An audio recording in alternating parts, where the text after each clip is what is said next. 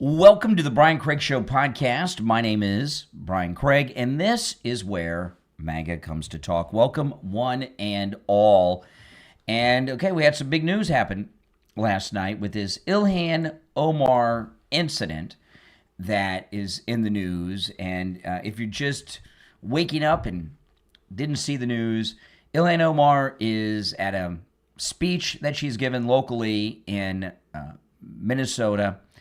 A man who was in the audience at one point gets up and with a syringe sprays some type of substance on Ilhan Omar. And what has people saying, wait a minute, what happened here is that Ilhan Omar's reaction is so strange to this event that happened. You know, Ilhan Omar is under massive amounts of, scrutiny now. Okay, before this event yesterday, and now, if the next stage of what happened last night is going to reveal a lot, and I'm going to get into all of this.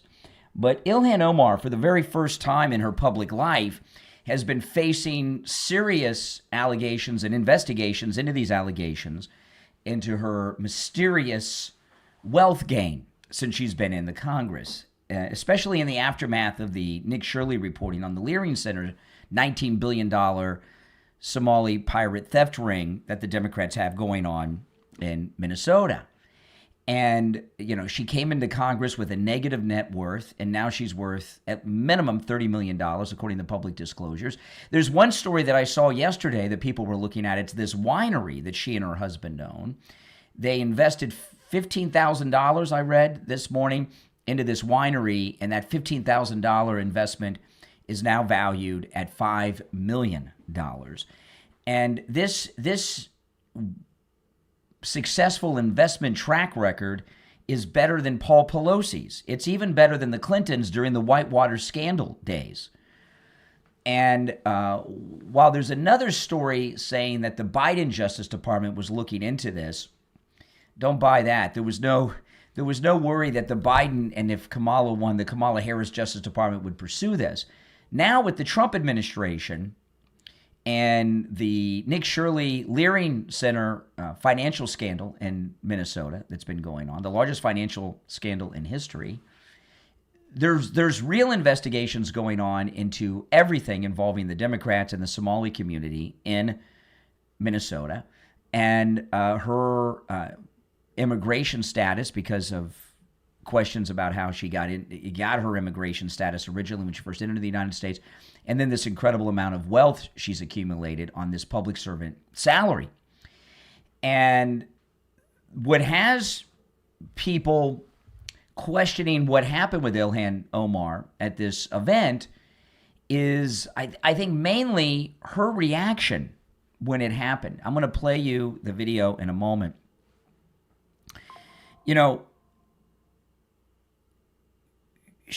The guy rushes up and he has a syringe with, it looks like a yellow substance in it, a dark yellow substance in it, and he sprays her with it.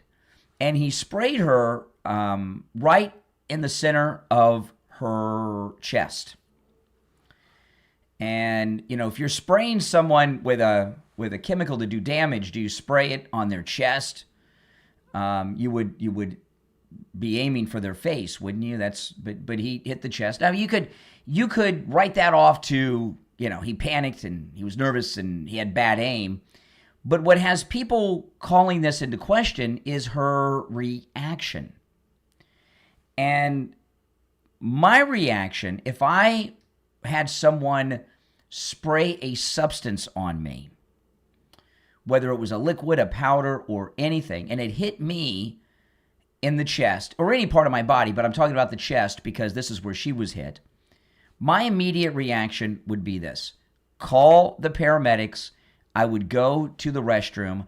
I would hold my breath as if that would do any good, take off the shirt I was wearing, and immediately start washing my face, hands, and body off in the sink of the washroom or the bathroom or the restroom until the paramedics arrived. And I think that's a normal reaction. But her reaction was very different. And, you know, it's not just about your personal safety. You don't know what that chemical is. You've also got to worry about the people around you in the room, right? But not Ilhan Omar. She stood her ground and had her fight moment like President Trump, or at least attempted to. So I'll play you the video. You see that? You can see it. It hits her in the chest. See that? Right in the chest.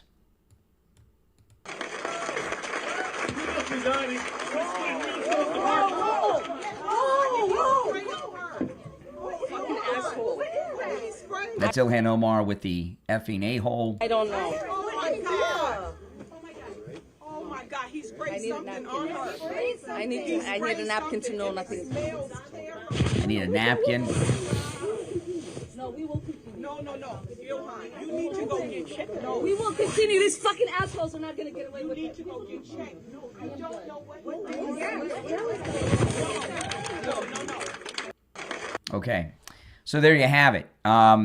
So what are your thoughts? Is this real or is it Memorex? You know, and I know that a lot of people might come out and say, well, President Trump in Butler, when he got shot, he got up and said, fight.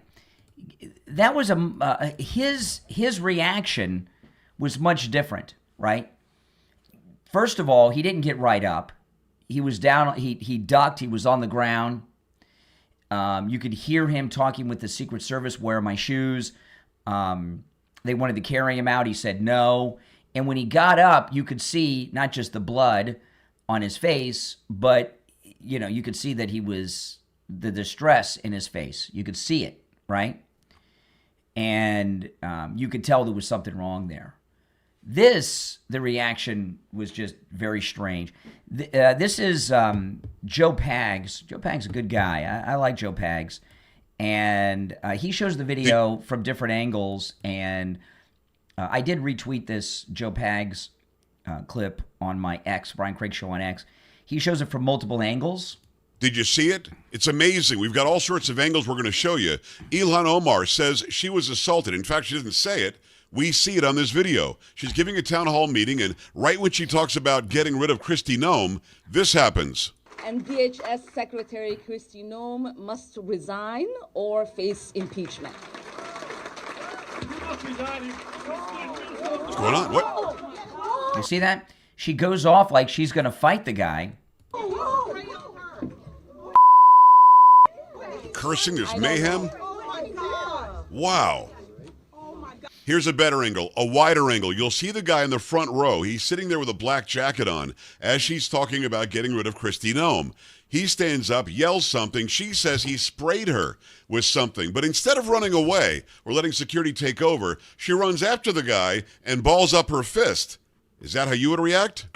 And DHS Secretary Kristi Noem must resign or face impeachment. Here he goes. Sprays her. Look at her. Balls up her fist. She's gonna fight the guy. Doesn't seem concerned about what she was sprayed with. People are yelling, you gotta stop it. We're not gonna stop. We're gonna keep on going. I need a napkin to know nothing. She needs a napkin to wipe up whatever it happens to be. No, we will continue. No. Ilhan, you need to go get checked. No, We will continue. These fucking assholes are not going to get away. They did catch the guy that she was gonna punch, I guess, and we don't know what this substance was that she was sprayed with. But we do know this. He was charged with third-degree assault? Now here's where things are going to get interesting. Listen to what Joe Pags says here. It's not going to fly. Good news for Ilhan Omar. This is a federal offense if you attack a member of Congress. So the FBI and the Trump administration, and maybe even the DHS, the DOJ certainly will be investigating this. It's 18 U.S.C. 351E. Oh, yeah. So she probably will have to go and now testify with the feds because this guy should be facing federal charges. What do you think about this? Yeah. What do you guys think about this? Okay. So what, so it's up to, it's up to a variety of people now, right? This is FBI territory. So we've got the Justice Department involved. Homeland Security very well may be involved. This is a Homeland Security incident as well, because of the substance and a federal official, and it's outside the Capitol. So we've got the Trump administration now are in charge of this. This is going to be the big test for Kash Patel. Kash Patel. Now, the guy that squirted the substance right in the center of her chest, as you saw there, we don't have any confirmation on him with his social media. Of course, they immediately call him right-wing. Everybody bad in America is some right-wing fanatic, according to the press and the Democrats. There have been people looking for his social media. His social media has not been positively identified yet, so anything you've seen online right now is not confirmed. That as of the moment that I'm speaking to you right now, I've been up for hours researching this and everything else. So none of that has been confirmed yet by any mainstream media outlet that I trust or investigators with the FBI. So we don't know. There's some reporting from some of the liberal media outlets, of course, that he's a MAGA guy, posted some positive things about Trump and negative things about Ilhan Omar. But one of the things you got to look at is, where did this happen? Right? How many MAGA people are there in Minnesota? And Laura Loomer, let me pull up. Laura Loomer on Twitter said this on X. This is the most staged thing I've ever seen in my life. This is Loomer. I'm calling for an immediate investigation into whether Ilhan Omar staged the spraying of her body at her town hall tonight to distract from new reports over her marriage fraud and accumulation of $30 million. That's Laura Loomer on X. And the president himself said that he thinks that it probably was a staged thing, that it wasn't real. And when the president says that, I mean, he's been briefed at least a little bit based on what they knew at the time by important people that are in the know. So this wasn't just the president just saying something. What the president said is probably one of the most informed statements that we've heard so far out of this. So if you're on hold, stand by. The radio show will be starting in a couple of minutes, and I'm going to take the calls when the radio show starts. But, there's a number of questions here, and some of these questions... Hold on a second here. I guess I've got to find out what this is a yes or... There's really, I want to keep it to the yes or no, and you're welcome to call me. The number's toll-free, and it's pinned in the live chat, 888-465-2631, 888-465-2631. Do you believe it was real or not? Yes or no? Was this real? Yes or no? That, to kind of keep it clear, you're welcome to call me. Now, I will take calls on this, and of course you can call me regardless of what side you're on this. But, please be responsible in what you say and watch your language a little bit. We are going to, the radio show will be starting shortly. And we need to keep it radio safe and respectful, all right? Let me see here. The radio stations tell me exactly what time we're going to be coming on. So stand by. And if you're on hold, you hang in there. I will take the calls when after we start the radio show. Okay, we got a couple of minutes. Okay, so hang in there, guys. Obviously, we don't know definitively yet, but it doesn't look normal to me. The way she reacted to this is not normal. The way she reacted is not like somebody who's just been sprayed with a substance. Now, all of us that are public people have had run-ins with people. I've had run-ins many times. Those of you that came to our inauguration party last year for the president at Wings Plus, if you were there, you saw me confronted by a lunatic listener. And you can see it gets a little hairy. However, he didn't spray me with a substance. When someone sprays you with a substance, you're in a whole nother area because you don't know what they sprayed on you. You don't know if it's poison. You don't know if it's what it is. So the immediate reaction, there's some things that are human instinct, right? Human instinct. We have instincts. And when you're sprayed with something like that, the human instinct is to immediately get out of those clothes and wash it off. That is a human instinct on your chest like that. Now, if it was in the face and it got in your eyes, there might be stinging involved and pain and discomfort. But she had a lot of clothes on. She obviously wasn't in any pain when it happened. Your immediate reaction is, this is deadly, this is dangerous, this is poison. I need to get these clothes off of my body and wash my body off. That is the natural human instinct. Okay?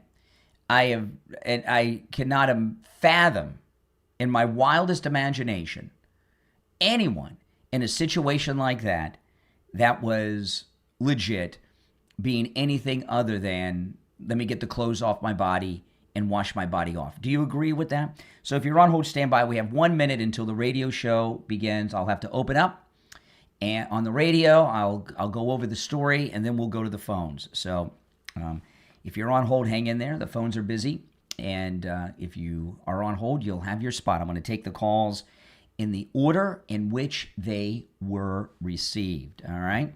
So stand by. If you're new, my name's Brian Craig. This is where MAGA comes to talk. Welcome. If you're new, make sure you subscribe. And all of you that are subscribed, please like the video and take the link and share on all your social media, if you don't mind. And invite your friends and followers on social media to check out the show. All right, we got 15 seconds.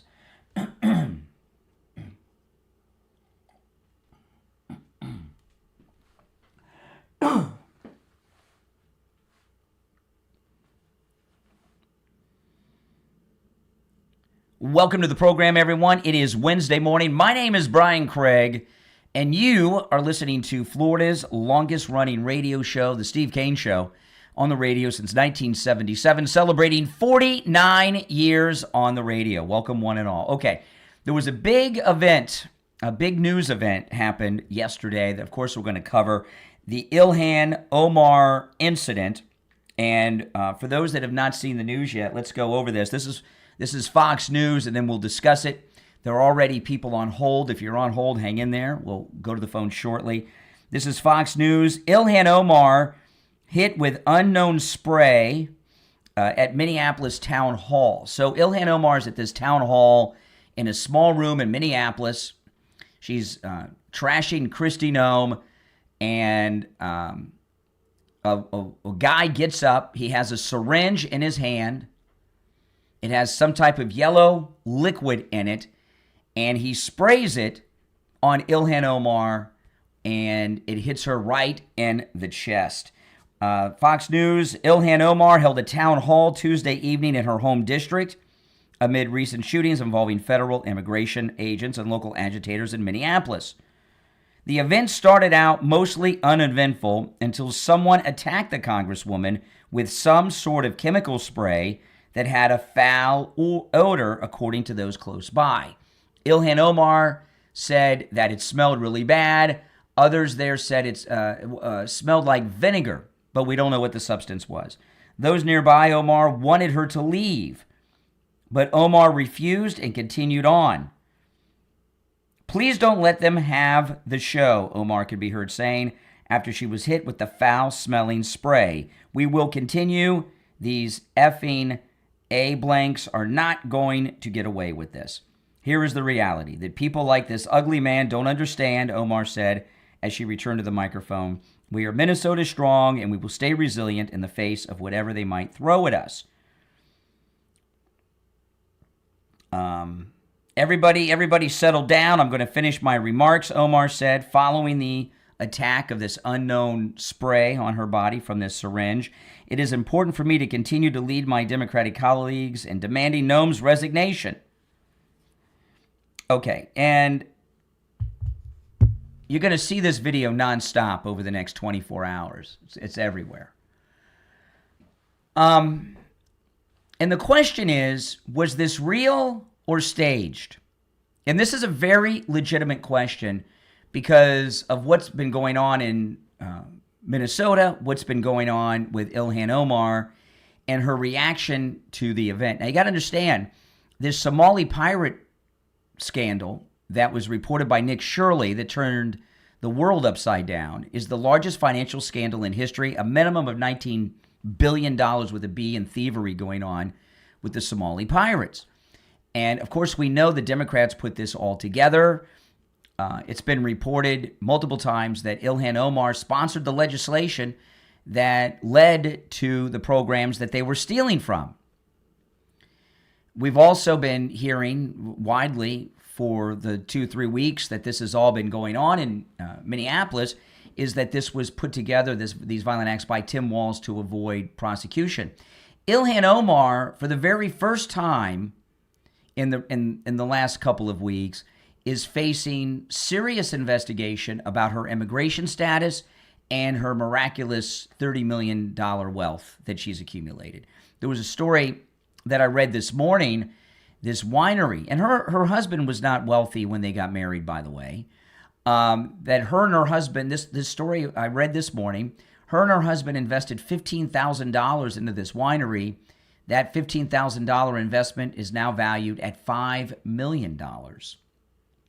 So there's real investigation going on here into her immigration status and her financial dealings. And her, remember, she had a negative net worth when she first got elected to the House of Representatives. And now she's worth over $30 million to these bizarro things. And her increase in wealth and her investments have a greater return than the Clintons during Whitewater, by far. And her financial success appears to be far greater than even the financial investments of Paul Pelosi, if you catch my drift on that. So this incident, the reason people are questioning whether or not this was real or staged is a number of things. But the main one is her reaction. Her reaction was not normal with this substance. You know, there are some things that are human instinct, okay? And when this guy went up and sprayed her with this liquid in the syringe, this dark yellow liquid, he hit her right in the chest, on her clothing. Didn't hit her in the face, hit her in the chest. And you might be able to say, well, he had bad aim. You know, if somebody's looking to do something like that, they don't aim for the chest. They aim for the face. Maybe he was aiming, maybe got nervous and missed. That you could argue. But the natural human instinct, if someone does this to you, either sprays a liquid substance out of a syringe on you or throws some powder on you, what would you do? What would the natural human instinct reaction be? She first went after the guy to punch him. He was subdued, and then she says, "I'm staying," and she continued speaking. With a substance sprayed on you like that, that's not a normal reaction. That goes against natural human instinct. The natural reaction is tell them to call paramedics, call 911, get into the restroom, take that clothing off, get it off your body, and start washing yourself off with water immediately in the sink while you're waiting for the paramedics to arrive. That is your natural instinct. If it hits you in the face and in the eyes and stuff, it might be different because it could be pain. She wasn't in pain. That is the natural instinct. You don't know what it is. It could be poison. It could have been something from the guy's body. You wouldn't stay there wearing those clothes and not run out of that room and try to get out of those clothes. Nobody would do that if it was a normal situation. So the reason people are questioning this is not because she's a Democrat that's corrupt that we don't like. People are questioning it because the convenient timing of this event, but mainly her reaction. Her reaction. Not only do you want somebody to call the paramedics, you want the clothing off and you're washing yourself off with water, you want to be in the hospital because you don't know what poison you may have been exposed to. You want somebody to take that syringe and take it with you to the emergency room so they can immediately do testing. And since she's a sitting member of the United States House of Representatives, they could have whatever federal organization handles this. Center for Disease, I don't know who you call in the hazmat suits. By the way, you also isolate everyone in the room because you don't know if the people in the room have been infected. And then this guy was taken by the local police. Minneapolis police can actually arrest people, apparently. And we already have the booking photo in the orange jumpsuit. You wouldn't somebody that had some type of substance that they sprayed on a member of Congress, you wouldn't take them to the regular jail and book them with the gin pop in everyone, because that poison, it could be some disease that everyone's getting. You isolate. Everything that happened as a reaction to the event is bizarre and very suspect. No question about it. Now, I want to tell you guys about Jamie Levac at Swift Tax. Holy smokes, guys. It is tax season. I've been getting all my tax documents together. I am so excited to file my taxes this year because it is being reported by the Treasury Department that people are getting larger returns than ever. All right, this is an amazing time. And Jamie Levac at Swift Tax, who can help you with your taxes and do your taxes no matter where you are in the United States, federal, state, local, business taxes, payroll taxes. He knows taxes, man. And the entire tax code has been totally changed with the big, beautiful bill. But don't worry, Jamie Levac at Swift Tax knows the new tax code inside and out. Jamie Levac will make sure that you get all the deductions you are entitled to under the new tax law and make sure that you get the largest return that you are entitled to. Give Jamie Levac a call or a text. This number rings directly to Jamie Levac at Swift Tax. Again, he can help you with your taxes no matter where you are in America. 954-773-1587. 954-773-1587. That's 954-773-1587. If you're on hold, stand by. We're going to go to the calls after the break. Back after this. Valentine's Day's coming up. Skip the flowers that fade and give the gift that lasts every single night. MyPillow has incredible Valentine's deals on pillows, sheets, towels, and more. Perfect for the one you love or yourself. Go to MyPillow.com and use the promo code KANE, K-A-N-E, at checkout for huge savings, or call 1-800-716-4879. Better sleep, better mornings, a better Valentine's Day. That's MyPillow.com. Promo code KANE. This is George Colony. I'm in the real estate business in Fort Lauderdale, Florida with Kai's Real Estate. I've been in business for 6 decades. People often ask me, what's the right time to buy or sell real estate? To tell you the truth, it's always the right time. You just need to have the right advice from the right advisor. You could call me anytime because I answer my phone on the first ring. My number is 954-801-7320. That's my personal cell phone number. And I answer it on the first ring every time. Please give me a call. I'm happy to answer any question that you have. My cell phone number is 954-801-7320.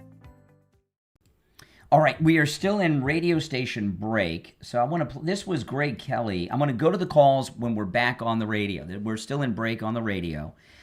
This was Greg Kelly on Newsmax last night.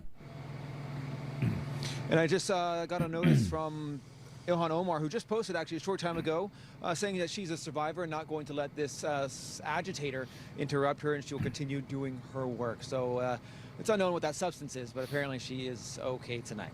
Craig? Well, we're glad about that. Let's not overdo it there. Ilhan Omar, she's a survivor. It looked to me like silly string, which we used to play with back in the day. Well, Joe Moeller, we appreciate it. Thank you very much. Okay. So, you know, if you're on hold, we're going to go to the calls when we're out of break on the radio. We got a couple minutes till we're back.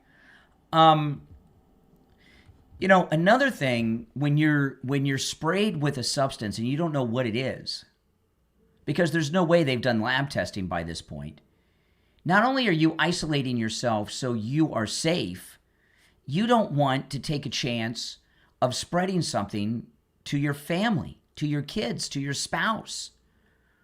You would be put, especially a sitting member of Congress, you would be put in isolation.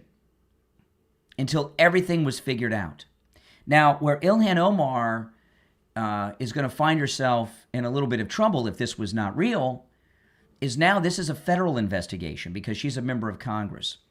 This is not some local cops in Minneapolis are going to be in charge of this. This is a federal investigation with multiple agencies. Of course, the Capitol Police are going to be involved. But the FBI, Homeland Security, and who knows who else, because there's a health emergency here. So whatever government agencies are called in during like an anthrax event or something that happens, that they're going to be called in too.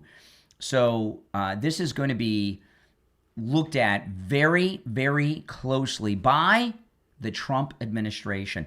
And President Trump already said that he doesn't believe it, that he thinks that it was staged. He said it last night when asked by a reporter. And I don't think he just said that. This was after he had conversations with people on his staff who have been briefed as to what information they knew at the time. So this is, if this was staged, they're in some big, big trouble because multiple Trump agencies are going to be looking into this. So when we get back, which will be in about 30 seconds, hold on. Yep, about 30 seconds, I'm going to take calls, all right? There's one opening at 1-888-465-2631.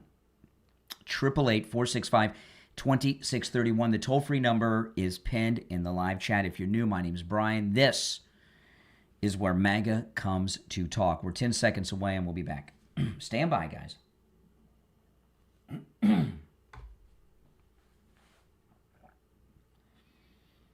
All right, we're back. We're going to go to the phones, and I'm going to tell you to be responsible in what you say when you get on the air, and watch your language, of course. All right, let's go to the calls. And I've lost track of the order that everyone is called in, but I'm going to do my best. You're on the air. What's your name? Where are you calling from? Hey, you're on the air. You're on the air. What's your name? Where are you calling from? We're going to go to the phone. All right, once, twice. Oh, are you there? All right. First call didn't go too well. You're on the air. What's your name? Where are you calling from? Hey, Brian. It's Ben from Pompano. Hey, Ben. Hey, so Ilhan Omar, it has to be fake, and I'll tell you why I think so. Number one, they all thought, and they believe, in the bottom of their heart, that the Butler-Trump assassination attempt was staged.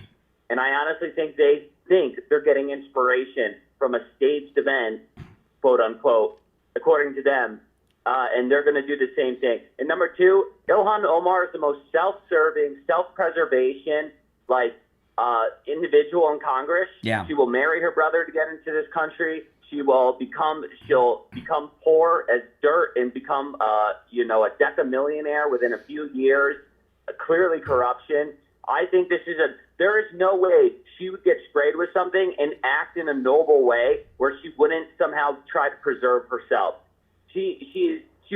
The natural instinct is correct because you don't know what it is. So the automatic assumption in the brain is it's going to be the worst case scenario because who would risk putting something in a syringe, showing up to a public event, going into a member of Congress, which now makes this like a federal crime, and then spraying them. Yeah. You automatically assume it's something terrible because DC is full of anthrax threats, people sending powder. You got to treat it as real. That they always clear out offices in DC when this stuff happens, even if it's baking soda. Mm-hmm. So she is such a selfish, self-serving person. There's no way her natural reaction would be like Teddy Roosevelt when he got shot and he continued with the speech. You must go on. No way. No way. Or President Trump and Butler with this fight, fight, fight moment.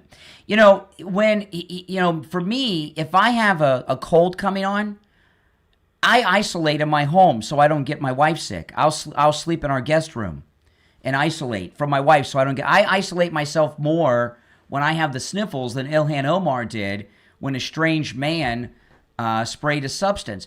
And I'll tell you, have you seen the video of the guy before he got up and did it? No, I just heard about it this morning. Well, first off, I would think that he would be sending off sirens because he's a white guy at a town hall in her district. How many white guys are in her district that would attend a town hall? But he's sitting there drinking water, and he doesn't look like a regular guy just hanging out. He looks like, people are saying it, he looks like an actor. Yeah. Well, to your first point about how you try to isolate yourself, I'm sure Ilhan Omar was the first one making us all wear masks when we had COVID. Yeah. And now she's perfectly fine with whatever biological agent was just sprayed on her. And she's going, the show must go on. I'm going to potentially if something like that happened to you, okay, you would think first it was some type of biological poison, and at the very least you would think it was something that came out of the guy's body. Anyone, their immediate reaction would be to get that shirt off of their body, not stay there in it. And there's proof of this. There was this stupid prank that they did on the subway that some like YouTuber or whatever filmed for content, and he did exactly that. He had like a bottle, one of those like olive oil restaurants that have good squirt like spray. Yeah. And like he would just go and spray people with water, and they didn't know what it was.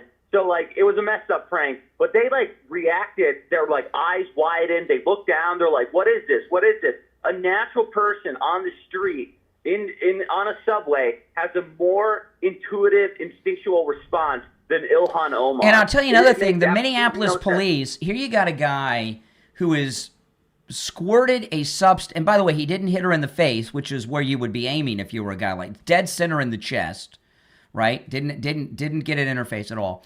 The local police arrest him like a normal guy, and they got the mugshot and the orange jumpsuit and everything already.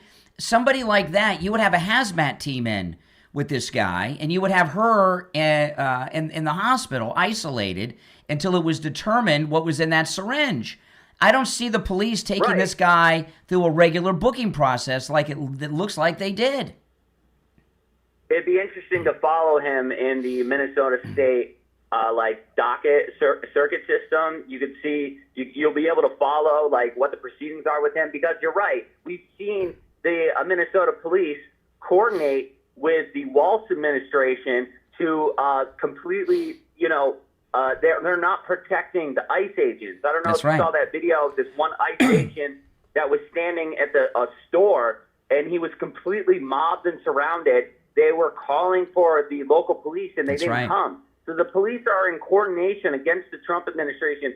It wouldn't surprise me if these police are also, I'm sure that Ilhan Omar is I hate to say it, but she's, a big politician. She has name recognition. She's part of the squad. She's probably the most well-known politician, or at least in Congress, outside of Amy Klobuchar from Minnesota.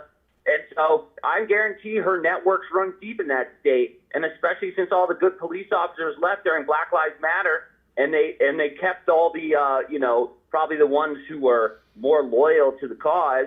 It wouldn't surprise me if the police were in coordination with the Omar campaign. We know she's fraud. We know her number one thing is fraud, whether it's getting into this country or whether it's making money. And so what would it really surprise us if she committed one more fraudulent act, in order to increase her wealth standing? So that's right. All right, you make some good points. All right. Yep. If you're on hold, hang in there. After the next break, we'll go back to the calls.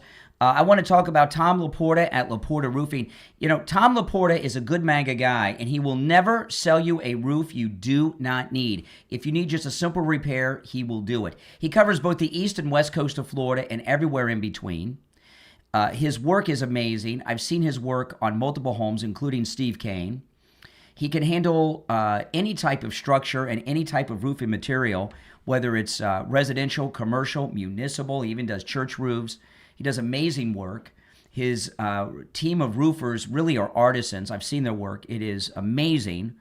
And Tom Laporta at Laporta Roofing was voted best roofing company in Fort Lauderdale, Florida, which is ground zero for hurricanes. There are more roofers in Fort Lauderdale, Florida per capita than any other city in America, I promise you. My mother lives in Fort Lauderdale. I grew up in Fort Lauderdale. And to be voted best roofing company in a city that has that many roofers, that's amazing. Now, I'm going to give you Tom Laporta's number. This number rings directly to Tom Laporta's cell phone. You can also go to his website, laportaroofing.com, and there you'll find the office number. But if you want to get Tom Laporta directly, this is amazing, right? You've got the owner of the company's cell phone before, during, and after the roofing job. That is an amazing thing. You can call or text Tom Laporta, 954-604-4602. 954-604-4602. When we get back, we'll go right back to your calls. I'm Brian. It's the Steve Kane Show. Back after this.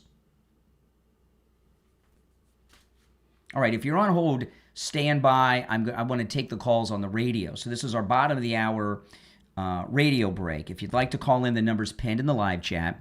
And it is toll-free no matter where you are listening. 888-465-2631. 888-465-2631. This is Jamie Levac with Swift Tax. With the big, beautiful bill, I can help you with your federal, state, city, and income tax. The Treasury Secretary said that this year, taxpayers will be receiving the biggest refund they've had in years. We at Swift Tax will maximize your refund. Call me now, 954-773-1587. That number rings directly to my cell phone, 954-773-1587.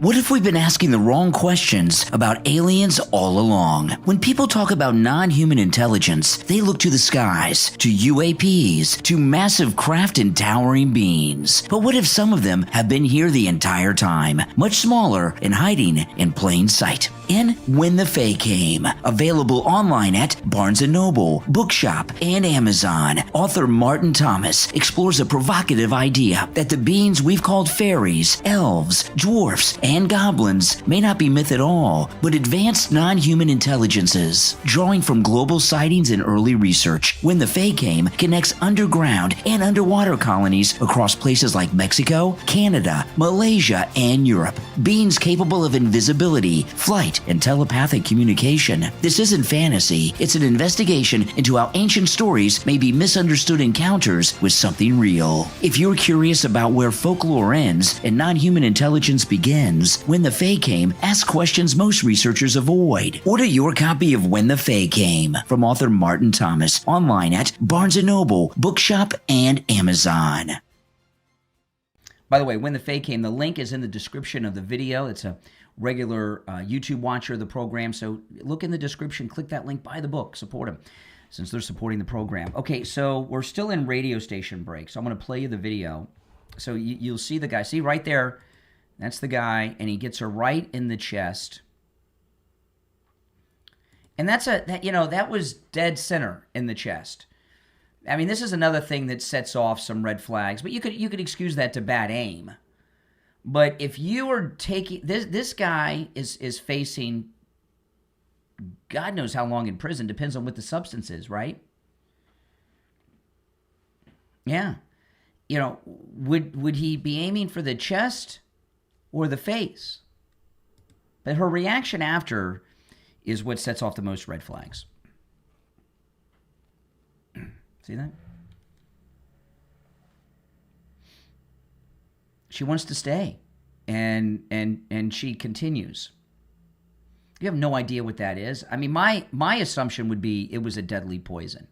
At the very least, something from his body. Whatever it is, I want it off of me. And everyone, including her, says it smells really bad. Others said it smelled like vinegar. She said it smelled really bad. And her reaction was she was going to go fight the guy. So, you can see when he sprays it. See it? Right there. It's like right in her chest. That's it. All right, we have less than a minute. We have about 30 seconds and we'll be back.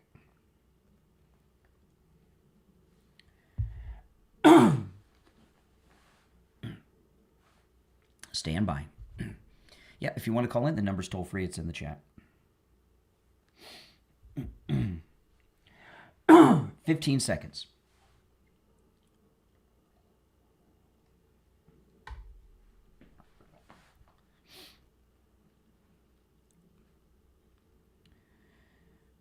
We're back. I'm Brian. You're listening to the Steve Kane Show, Florida's longest-running radio show. We're talking about this Ilhan Omar incident. You're on the air. What's your name? Where are you calling from?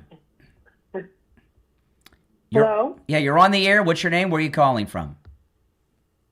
Hey, good morning. This is Sally from Florida. Yes. Hey, I just wanted to say something really quick. I think the whole thing was staged because we asked Google what happened, and they said, the thing happened, but she was uninjured and continued the meeting. That's true. Yes. Now, being that I'm a woman, I sure as heck wouldn't wear that same sweater. I would be out of that so fast that... Yeah. So, yeah, what? No, it's so frustrating. Well, yeah, I mean, my belief is that the natural human instinct would be to get that shirt off. You don't want it. You don't want it on your body. You don't know what it is. It could be poison, right? It could be some biological weapon. You don't know. And all the people around her that rushed in and touched her, I wouldn't be. Come on, man. That's right. Come on, man. That's right. To quote Joe Biden. Maybe corn pop. Yeah, there you go. Yeah, come on, man. Well, I love your show. By the way, where in Florida are you? I'm like Ben, Pompano Beach. Pompano Beach. All right. Pompano Beach, Florida. Welcome. All right. Take care. Good call. All right. Let's go. You're on the air. What's your name? Where are you calling from? Hi, Brian. This is Sandra, and I'm calling from Indiana. Hey, Sandra. What's up? Hey, I've been listening to you about this Ilhan Omar stuff. The other day, I was listening to another Patriot podcaster, and he showed a TikTok video of a nurse making the suggestion of using a syringe to squirt stuff on the ICE agents. Yes. One was poison ivy. Well, let's not get into the details of what she was recommending people do, but yeah, I saw that video. Yeah, it went viral on X. Oh, you did? Okay. Yeah, everybody saw. Yeah, Okay, very viral. I didn't know if you did. Yeah, about doing a similar thing to ICE agents. That is correct. Yes. Right. And if that was so and not staged, like you said, they would have taken her to the ER. Well, I just, for the life of me, I mean, if I walk out and this happens on occasion because of some of my neighbors, I walk out in my front yard and I step in dog dew. What's my immediate reaction? Yeah. What's your immediate reaction if you step in dog dew? Get the shoe off your Go foot. wash it off. Get the shoe off your foot, and then you wash it. Off. If you are sprayed in a position, if you're a public person like she is, and you're sprayed with something on your clothing like that, your immediate reaction is, get this off my body. You think you've been poisoned. You would want it off your body, and immediately you'd want to be underwater to wash off your body. Plus the people rushing up to her and touching her, that would, if it was something that would have contaminated them too. And what's this business with you believe it was staged? What's the main thing that makes you say it was staged? Because if it were me and I had something sprayed on me in this environment of today, and what he was talking about, and someone jumped up and sprayed something on me, I would immediately want it found out, and I would go to the ER. Absolutely. Yeah. And the way the police handled the guy, and the way the police handled this guy, this guy, he may have a biological weapon for all you know, and they arrested him like a normal person and took him to the jail like a normal person, and his mugshot is already out there. Now, they did take his clothes off because he was in an orange jumpsuit, but they would hold him and call a hazmat team. Right. Because he may be infected with something. And she would have been taken directly to the hospital, her clothes removed, probably in the ambulance, to see what type of chemical. And completely isolated. And you said he was drinking water? Beforehand, For all we know, he could have filled that syringe up with water. What was in the syringe, in the photos, now again, this may this is a developing story, guys. So when there's a developing story, new things develop, and so everything I'm talking about is based on what we know at this moment in time. All right, 6:37 a.m. Okay, so in 5 minutes there might be new information. But in the video and in the photos I've seen of the syringe, it looks like a dark yellow substance. But I could be wrong, but it's what it looked like to me. It could have been some sort of body fluid. Well, yeah, she said it smelled really bad. Other witnesses that were there around her said it smelled like vinegar. But, Possibly, yeah. But it could be. It's yellow apple cider vinegar. If it was urine, I'd be doing the same thing. I'd be ripping my clothes off right there. I'd be out of the room, running to the men's room, taking my shirt off, and probably taking everything off, waiting for the hazmat team, and washing myself off with as much water as I could get on me. That is the normal reaction. You wouldn't continue your speech either. One of the other things that makes it look possible, again, we don't know. Okay, this could be real. We don't know, but some of these things just don't make sense. He hit her right in the chest, dead center with this substance, and then moved down. Why didn't he hit her in the face? Mm-hmm. A woman would not want her face touched if she were doing it. Women don't want to mess up their face. And if you're doing something like that, you don't go for the center of the chest, you go for the face. Right. Now it could be bad aim on his part. We don't that's up in the air, but but the main thing is her reaction is not normal. Well, we'll find out that all this was fake. Okay, appreciate the call. Take care. It's great call so far. If you'd like to call in, was it real or Memorex? 888-465, that means real or fake. 888-465-2631. 888-465-2631. Toll-free call no matter where you're listening. You're on the air. What's your name? Where are you calling from? Good morning, Brother Brian, IB. Hey, IB, hold on. My phones are ringing off the hook. All right, IB, go ahead. What say you? A normal person, might say, hey, get me some water, or they would, pull their blouse down and kind of look to see what was thrown at them, or they would more like back away from the position that she's in, but she's staying there because she knows it's staged. No different than AOC bending down on taking the picture at the border. Or pretend, remember when AOC pretended to be handcuffed, and she wasn't with her hands behind her back? Yeah. No handcuffs. Here. This I cannot wait. Number one, I think this guy is Palestinian. He's Arab, but he's not. He's not Somali. Really, he looked white. No. That guy, I guarantee you, he's Middle Eastern. Now, she wanted someone she could trust to do that. Why is this? To me, he looked like he's right in the front seat, like one or two seats off the end of the row, and he's right there to do whatever. And she's not concerned. I mean, one of her people was more concerned for her than she was. No, I'm okay.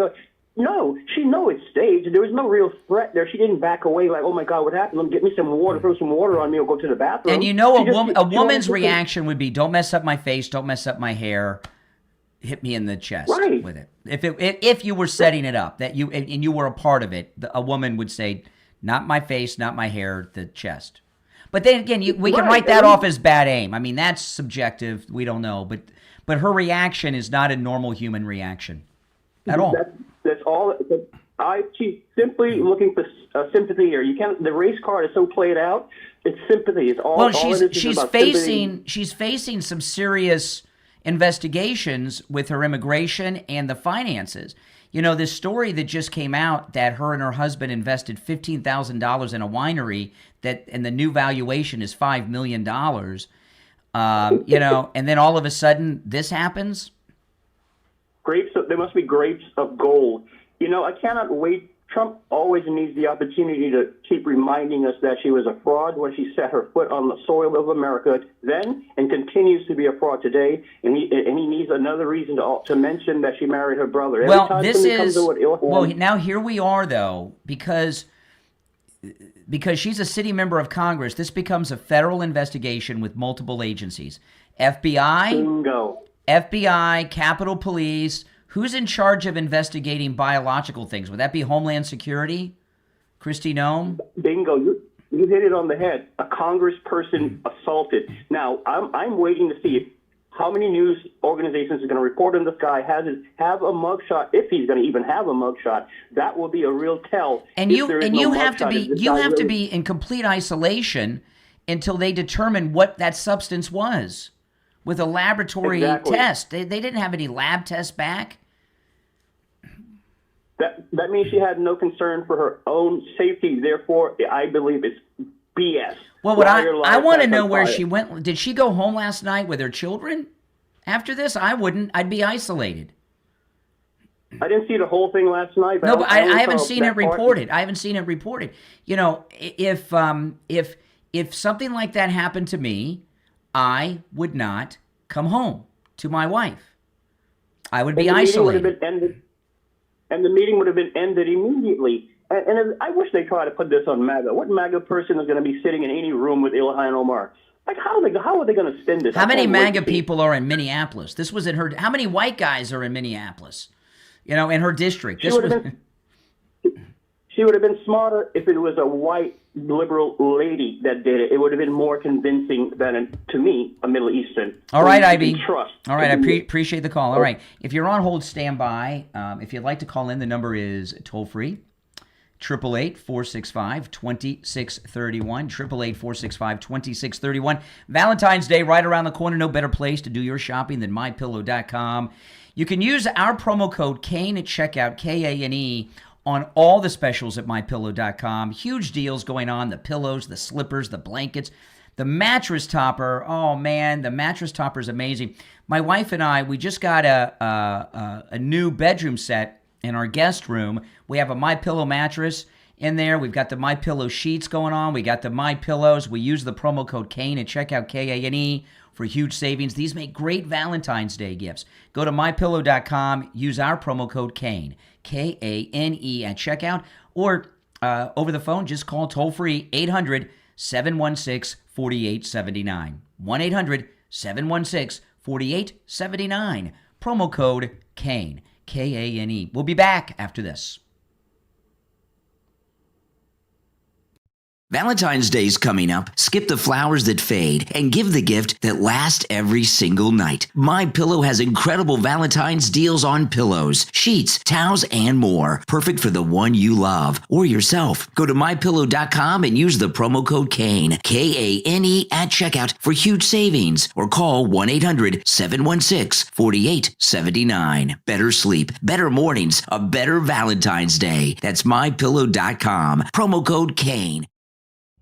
Do you believe the craftsmanship still matters? Then visit DivineEscapes.com. Based in Pennsylvania, DivineEscapes.com specializes in natural stone hardscaping built the way it's been done for centuries, using dry stone masonry techniques that rely on physics, balance, and experience, not shortcuts. Every project at DivineEscapes.com begins with the land itself. Each stone is hand-selected, shaped, and set with intention, combining traditional standards with original artistic design. The result is stonework that doesn't just decorate your landscape, it belongs there. DivineEscapes.com uses locally sourced stone whenever possible, reducing environmental impact while creating features that feel natural, timeless, and enduring. From flowing stone patios and mosaics to sculptural walls, boulder benches, and one-of-a-kind stone art, every piece is crafted with precision and expertise. If you're looking for something authentic, built to last, and unlike anything else, you'll find it at DivineEscapes.com. You'll also find great gifts, too. Go right now to DivineEscapes.com. View the inventory and see what natural stone can become. DivineEscapes.com. By the way, there's a link in the description to DivineEscapes.com. Check them out. And, of course, they support the program, so make sure you support them. Okay, we're still in radio break, so when we get back from the radio station break, I'll go back to the calls. So let's just go through the video again. You see the guy come up, boom, right there, center of the chest, see? Right in the center of the chest. Then he goes down. Look at that. I don't know, IB says the guy's not, that guy looks white to me. Also looks homeless. See? Right in the center of the chest there. That's, you know, again, he could, bad aim, but that's, I mean, you guys out there, if something like this happened to you, what would you do? We'll be back in 1 minute, and then I'll go to the phones. What would you do? Would you go home to your spouse and your kids? Would you want to be isolated? If they didn't want to admit you, would you still isolate yourself and get a hotel room somewhere? Yeah, your immediate reaction would be get out of the room, get to the bathroom, get that off while you're waiting for the paramedics, and douse yourself with as much water as possible to get that off of your body. That is the natural reaction. There's no other way to say it.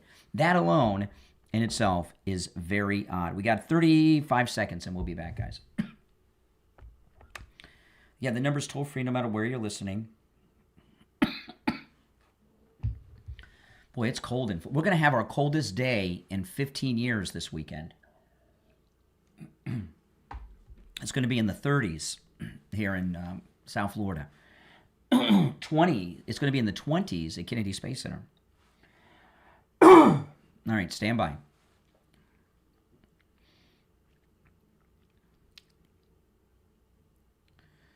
All right, we're back. I'm Brian Craig. It's the Steve Kane Show. This is where MAGA comes to talk. If you're just tuning in, Ilhan Omar, there was a town hall meeting in her district in Minneapolis, Minnesota last night while she was trashing the great Kristi Noem, who's overseen the most successful and largest deportation in the history of the United States. A man got up and sprayed a substance on her, and people just don't think it's real, mainly based on her reaction. And that's what we're talking about, all right? 888-465-2631 is our number. You're on the air. What's your name? Where are you calling from? PJ from Broward. Hey, PJ. What say you? Hey, have you seen the close-up video of that guy that threw the liquid on her before she came on the stage? I did. I've seen it a few times. He looks like an actor to me. I don't know. How's it look to you? Yeah. No, he doesn't look like an actor. He looks like an over-actor. Yes, that's what he looks like. There you go. Yeah, that's a good way to say it. Yeah, I would agree. He looks. Yeah, I would give you that. And then the thing is you got to think the guy's on the front row, right? And wouldn't you think that if she had any kind of competent security that they would immediately? I mean, the guy was so noticeable. Like, hey, I'm a drunk. Hey, I'm a drunk. Well, he was drinking. He was drinking Fiji water with the electrolytes and everything. When you say he looked like an overactor, what do you mean by that? I agree with you, but what do you mean by that?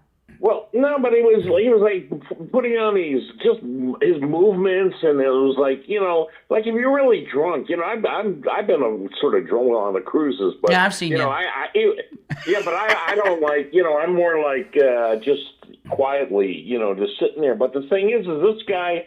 He stood out like a sore thumb. Any kind of competent security would have just removed the guy immediately. When you say overact, I agree with you. And the way that he is dressed and looks and his hair and everything, it looks like a costume. It just doesn't look like just a organic real guy that was there. Yeah, I got a feeling, obviously since, I think there's money involved. I think this guy, they charged him with third degree. You're like, hey, it's okay. It's Minnesota, Minneapolis. We got, wink, wink. But they didn't figure, this is a federal crime. And why did they change? And I'll tell you, PJ, another thing about the film of the guy, out of everybody in that room, why did they have this close-up video of him? Yeah. Oh, and then one other thing is while she was giving her speech, she real quick looked up at him. And then just a moment before she threw the liquid on her. Yeah, the nod. Huh? She gave a nod. Yeah. When right after she's trashing Kristi Noem, she gave a nod, like, okay. We do have one.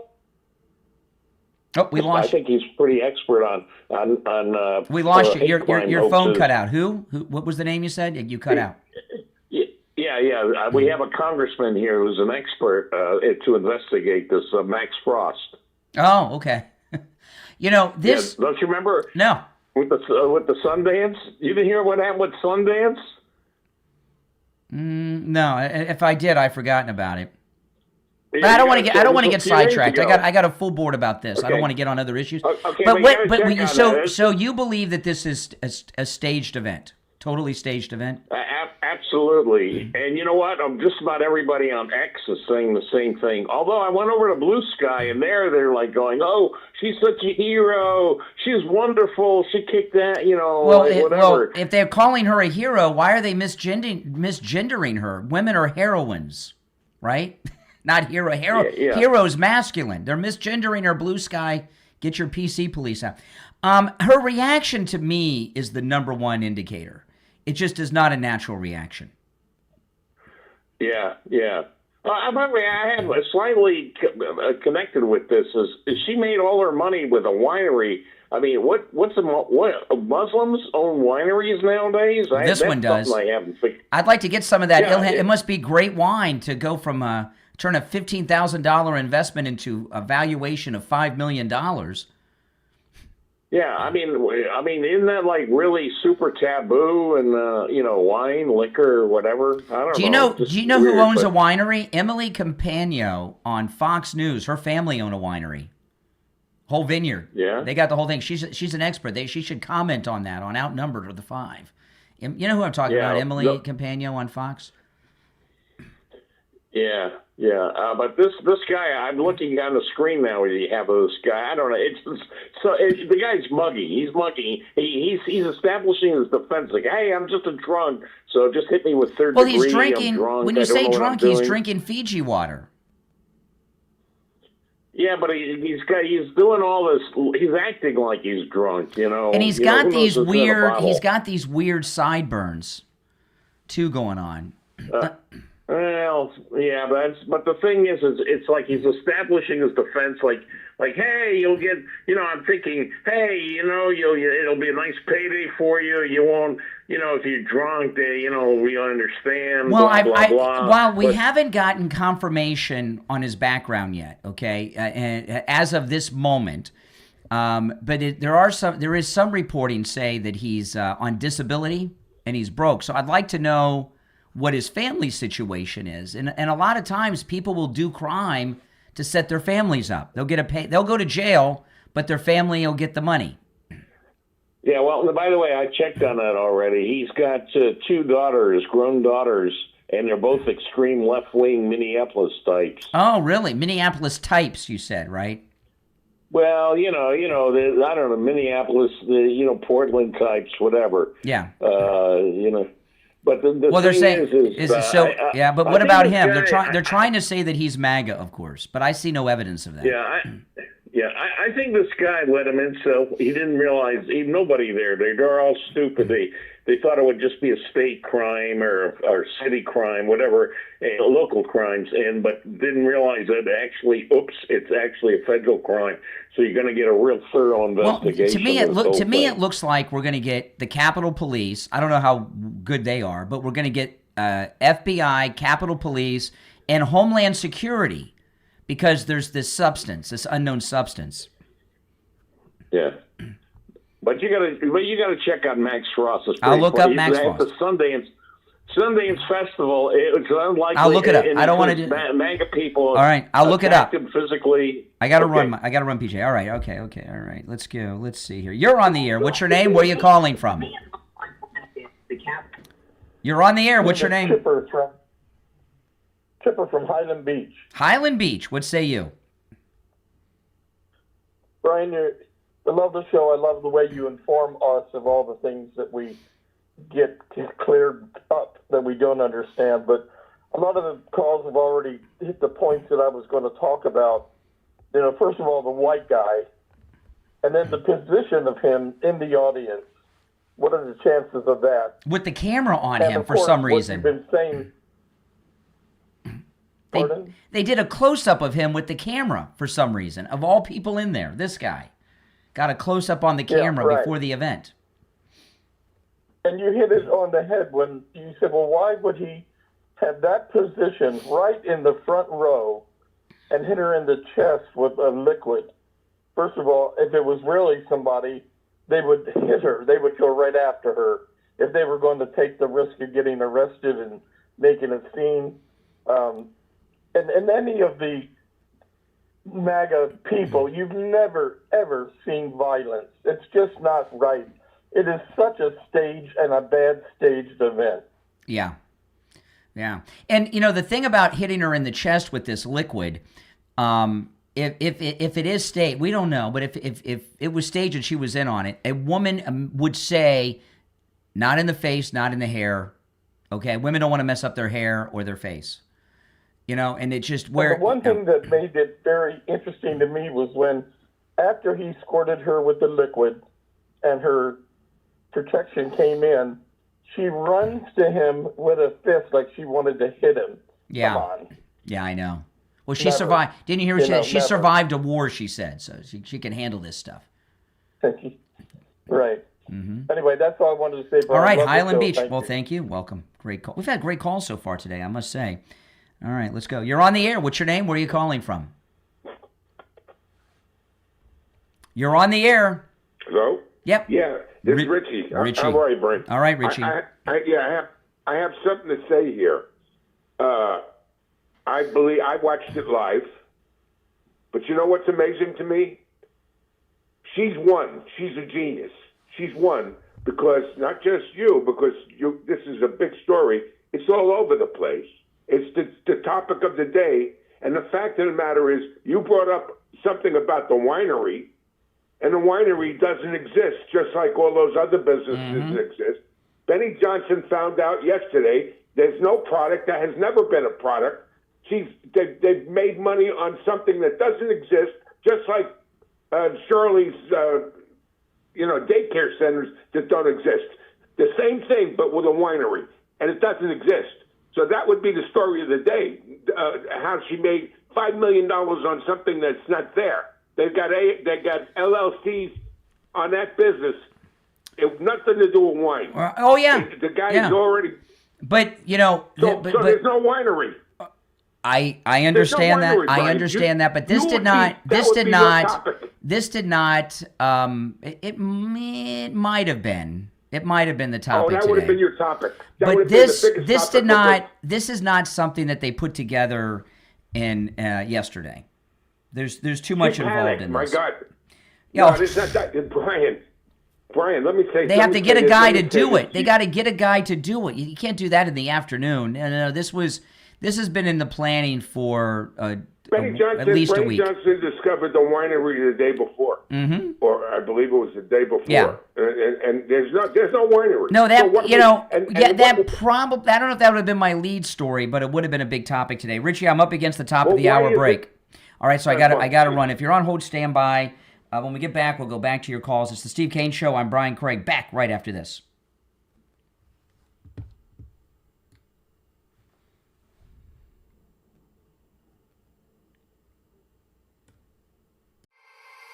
Planning a ski trip with your kids? Buying ski clothes they'll outgrow after one season can be expensive and stressful. That's why families are choosing Skits Ski Wear Rentals. Kids ski gear shipped to your door. Skits offers complete ski clothing kits designed just for kids ages 3 to 14. You rent instead of buy, and everything arrives at your home before your trip. Clean, warm, and ready to wear. Choose the Skits Boys Kit or Skits Girls Kit, including a waterproof jacket, insulated snow pants, bib, gloves, goggles, and cold weather accessories, all with free shipping. After the trip, just send it back. There's no storage, no shopping, and no wasted money. Make your family ski trip easier this year. Rent before you go. Visit skits.co. That's SKITZ. Skits Ski Wear Rentals. Kids ski gear shipped to your door. Skip the stress and gear up for less. Skits.co. This is Jamie Levac with Swift Tax. With the big, beautiful bill, I can help you with your federal, state, city, and income tax. The Treasury Secretary said that this year, taxpayers will be receiving the biggest refund they've had in years. We at Swift Tax will maximize your refund. Call me now, 954-773-1587. That number rings directly to my cell phone, 954-773-1587. All right, if you're on hold, hang in there.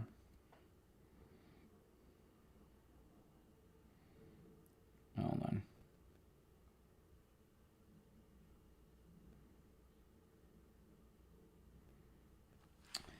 All right.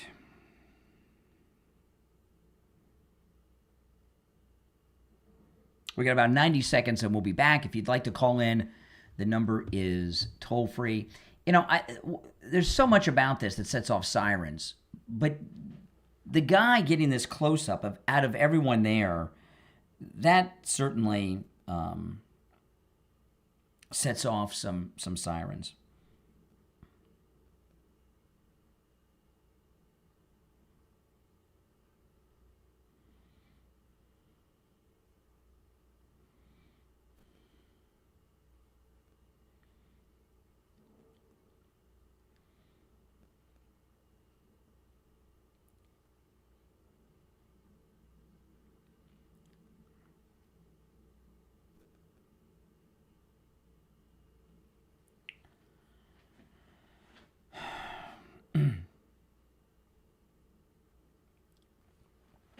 Okay, hold on, guys. Less than a minute, we'll be back.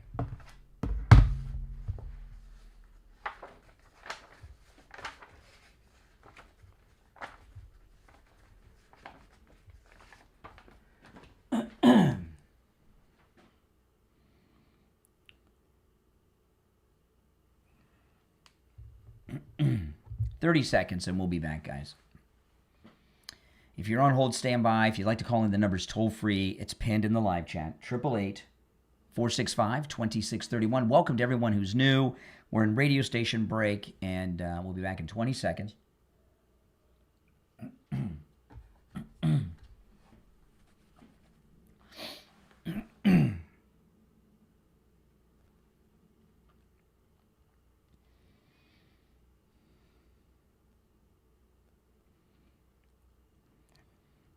We're back. I'm Brian. It's the Steve Kane Show, Florida's longest running radio show.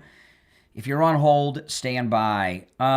Big news story today about Ilhan Omar, and this is a big one, and this is what we've been covering today. For people that are just waking up and tuning in, I'm going to recap the story, and if you're on hold, stand by. If you'd like to call in, the number is toll-free, 888-465-2631. Fox News Representative Ilhan Omar held a town hall meeting Tuesday evening in her home district. Of course, she was talking about the ICE operations, the shootings, and, of course, trashing Kristi Noem. The event started out mostly uneventful until a man attacked the Congresswoman with some sort of chemical spray that had a foul odor, according to those close by. Those nearby, Omar wanted her to leave, but Omar refused and continued her speech. "Please don't let them have the show," Omar could be heard saying after she was hit with the foul-smelling spray. "We will continue. These F word and then A word used are not going to get away with this. Here is the reality that people like this ugly man don't understand," Omar said as she returned to the microphone. "We are Minnesota strong, and we will stay resilient in the face of whatever they might throw at us." The suspect was arrested and held in the county jail on third-degree assault charges, and they already have the mugshot of him in the orange jumpsuit. Okay, and by the way, this is insane to me. No one believes that this is true. This story, no one believes this is true, and I just picked up something in the mugshot, which I'm going to share with you. This is I just noticed this in the mugshot. I saw the mugshot before the show. And gone once again, but if you hold on a second here. Hold on. I hate when I pull up a website and it plays video. All right. We appreciate it. I just noticed something about the mugshot, which I will tell you in a moment. This is what happened. If you've seen, you're going to see the video. If you're on hold, stand by. She's speaking. She's trashing Kristi Noem. The guy gets up. He has a syringe with a dark yellow liquid in it. He sprays it at her, hits her in the chest, and goes down. Not the face, not the hair, in the chest, on her clothing, goes down. She moves. She wants to fight the guy. He's tackled. They take him away. People say, "Get out of here, Ilhan." She says no, and she continues with the speech. And I just picked up another piece of the puzzle. I am calling total BS on all of this based on how this was handled. All right? I wonder how many of you picked up what I just picked up from the mugshot just now as I was reading that story from Fox News. I'd seen the mugshot, but I guess I hadn't watched the video as much. I watched the video a bunch of times, and that I noticed something about the mugshot. But what I've been talking about this morning is that her reaction is not a normal reaction, right? You're a public person. Someone puts a substance on you. You think you've been poisoned. At the very least, it's something that came from their body, but you think you've been poisoned. Your immediate reaction is to run to the bathroom, take that clothing off your body while you're waiting for the paramedics, and start washing yourself, just covering yourself in as much water in the bathroom sink as you can. She didn't do that. She didn't even try to take off the sweater. She stayed there with the speech, like she didn't have a worry in the world. They took this guy to the regular county jail and booked him. He's in an orange jumpsuit, but underneath he's wearing the T-shirt that he wore during the attack. You know, for all they know, this is a biological attack, a chemical attack. Both people, and by the way, this would go for those who tackled him too, but the guy with the syringe that sprayed her with the liquid and Omar, they would take paramedics, they call a hazmat team, they take them to a medical facility, isolate them, take all their clothes off, and shower them. Both of them, even the attacker. He was booked in the county jail wearing the T-shirt that he wore during the attack. This burgundy T-shirt. Can't believe I didn't notice that before. These Keystone cops. If there's a biological or chemical assault on someone, a public figure like this, you don't book them in the clothes that they were wearing. You don't even take them to the jail, right? They're under guard in isolation at some hospital somewhere, handcuffed to some equipment, but you get the clothes off of them. I mean, I'm calling total BS on this every step of the way. Because when I first saw the mugshot, I didn't pay that close attention. I saw the orange jumpsuit, and I thought, well, they got his clothes off. He's wearing the same darn T-shirt. So, do you buy this? Was this staged? What is your opinion on that? And why do you feel that way? Either side, you're welcome. But you know, we've gotten a lot of calls today. We haven't heard from one liberal yet saying it was real. I'm a little surprised at that, tell you the truth, come to think of it. All right, let's go to the phones. Our number is toll-free, no matter where you're listening, 888-465-2631. Those of you that are new to the program, all of our calls are screenless and unvetted. We do not use a call screener. When you call in, I just reach over, like I just did with this caller and that caller, and put you on hold, okay? And when you hear me say, you're on the air, what's your name, where you're calling from, that's the first time we hear from you. So a lot of times people that are new, that they call in, they don't know how it works. We take all of our calls screenless and unvetted, 100%, no call screener to answer the phone. And that is how we design this show. That is the format of this program. All right, let's go to the phones. You're on the air. What's your name? Where are you calling from? Hey, Brian, how you doing? This is Dave from Pennsylvania. Yes, Dave. I believe it also was staged myself, but whether it was staged or not, her security detail should have got her out of there, either if she wanted to or not, because he could have had an accomplice, you know what I mean? She was in a dangerous situation. They should have ran her out one way or the other. Yeah. And for sure. I also believe AOC, her comment is, don't she remember a few months ago when her fellow congressman from California tried to rush the stage after Kristi Noem's speech? You know. Yeah, I remember. Yes, absolutely. Yeah, when he was out there in he was upset they didn't know who he was because he's not one of the famous members of Congress. Yeah, I remember that. Yeah. And you know, the police. I mean, the things that set off red flags. Spraying her in the chest could be bad aim. Okay. But her not wanting to get that shirt off and covered in water to wash this substance off of her that may have poisoned her. That's one red flag. And now the Minneapolis police booked him in the jail wearing the same shirt that he wore during this attack. You know, why is that is there's no way. I agree. I know if it was me, I'd want my shirt taken off. Well, you wouldn't have a choice. They would just do it. It's evidence. Plus, it's part, plus they got to get the hazmat team in there. You're in the hospital. They want the clothes off of you because they don't know what the chemical is. No matter what it smells like, they don't know what the chemical is. And until they can determine what it was, this is a health hazard. Well, we'll find out when the investigation's done. Yeah, we will. No doubt. All right. Appreciate the call. You're on the air. What's your name? Where are you calling from? Sir, this is Brad from Boynton. Hey, Brad in Boynton. What say you? What say me? I say I smell a lot of... Oh, yeah, I bet he does. You're on the air. What's your name? Where are you calling from? You're on the air. Once, twice. All right. You missed your chance. The rest of you on hold, stand by. I'm going to ask you this question. It's a very important question. Do you or someone you know suffer from neuropathy? Oh, man. Neuropathy is god-awful. It's so painful. It makes life unbearable. The numbness, the pain, the burning, the tingling in your hands and feet, the muscle weakness, the loss of balance, the muscle twitching, the feeling of pins and needles in the hands and feet. No feeling at all. It's a difficult life having neuropathy. You know, Steve Kane, he had neuropathy in the worst way. His doctor told him, his primary, no treatment for neuropathy. That's your new life. Steve begged and pleaded, and he sent him to a neurologist. The neurologist, that's a specialist, said, no, there's no treatment. Go home. That's your new life. Get used to it.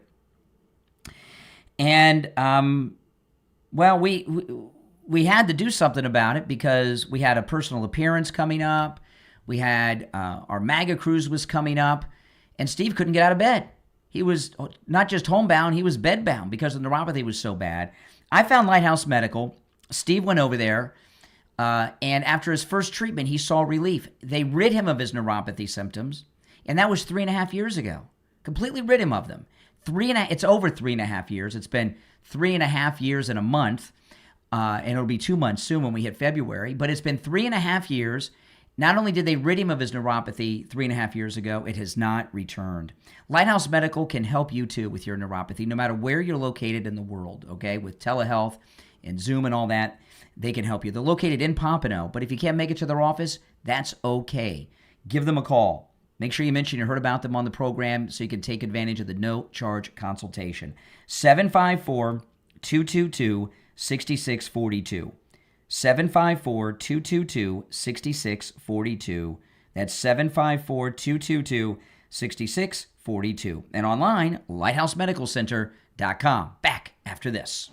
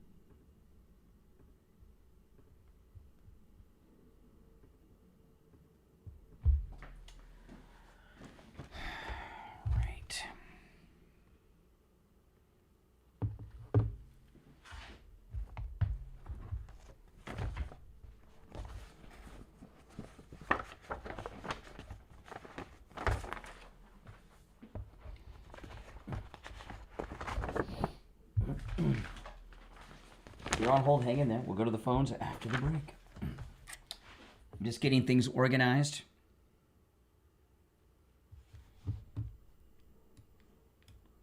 We'll be right back, guys. Stand by. Valentine's Day's coming up. Skip the flowers that fade and give the gift that lasts every single night. My Pillow has incredible Valentine's deals on pillows, sheets, towels, and more. Perfect for the one you love or yourself. Go to mypillow.com and use the promo code KANE, Kane, at checkout for huge savings, or call 1-800-716-4879. Better sleep, better mornings, a better Valentine's Day. That's mypillow.com. Promo code KANE. So what do you guys think here that they booked the guy into the county jail, put him in the county jail in the same shirt that he was wearing during this attack? Does that make sense to you? I mean, they could be infecting how many people? We'll be back in about 90 seconds. I'll go back to the phones. That's crazy.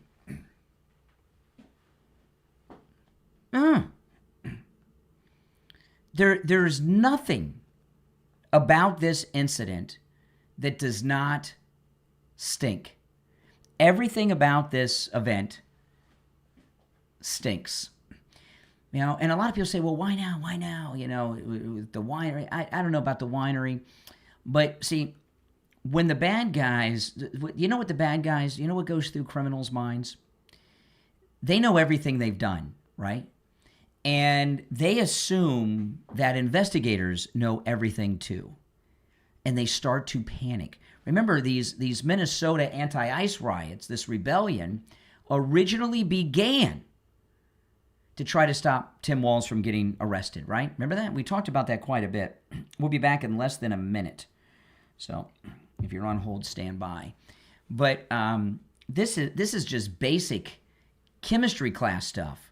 Right? If you're in a chemistry class and you get chemicals on you, you're washing your body. This is BS. Total BS.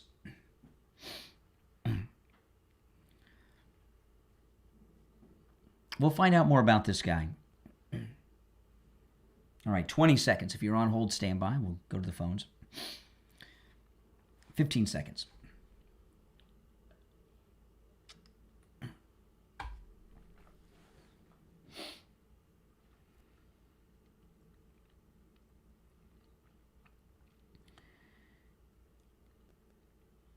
We're back. I'm Brian. It's the Steve Kane Show, Florida's longest-running radio show. Well into the show, we have yet to hear a single liberal tell us we're crazy. That no, this, of course, really is true. This is not staged. Very surprising. The more that we look at this, there's not a moment in this entire event that looks real, based on what little information we already know. This thing about booking him in the county jail with the shirt he wore during a chemical attack, that could be some virus. How many, if that were some deadly chemical, how many people could have been infected? Has anyone seen any stories about hazmat teams being deployed? You're on the air. What's your name? Where are you calling from? Yeah, hey, my name's Brian from Louisiana. Yes, Louisiana. Hey, I'm going to tell you how I know it's staged. You notice there ain't one Somalian in that crowd. You look to your left, there's three old white ladies just sitting there, and why was CNN and all these photographers there? Oh, that's an interesting thing. Yeah, the Somali. Yeah, that's true. The Somalis aren't around. Yeah, that's true. All right, but wouldn't that say there's a Somali guy sitting next to him? He's a black guy, but he looks Somali sitting next to him. All right, and by the way, if it was staged, they'd have Somalis there. There'd be no risk. So that doesn't really back up. So do you think it was? Why do you think it's staged? Why would CNN and all the photographers be there for a town hall? Of Ilhan Omar, yeah. It's it's like CNN only covered one Trump rally the whole campaign season, and it was Butler. Yeah, right. It was the only one, and they carried it live, which they never did. And just what a coincidence, huh? Yes, sir. All right, take care. Taking my call, Brian. All right, well, thanks for the call. Yeah, good take. You're on the air. What's your name? Where are you calling from? morning, Brian. It's Lenny from Coconut Creek and Pompano. Hey, Lenny. Long time no hear. Yeah, I'm glad you said that. I was about to say it's been a while we spoke. God bless you. God bless Steve. God bless your wife. God bless everything you're doing. Well, thank you. In bringing, I want to say that I totally agree with everything you're saying, because I have been just staying away from the news, not only because of what's happening globally, but when I saw what happened, I truly believe that it's totally staged, because I personally, several months ago, was physically, manhandled, and also had an unknown substance thrown in my face. Really? What happened? How'd that happen? What was the reason for that?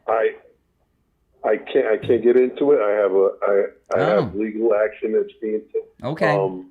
But I went to the hospital.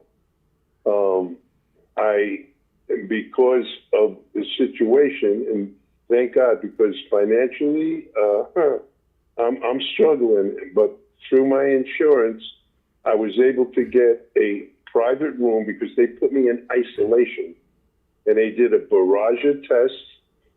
Even when I was in the hospital for several days, and once I got out of the hospital, I made an appointment for my ophthalmologist, and I went. I actually have a follow-up appointment on Friday, and what was diagnosed that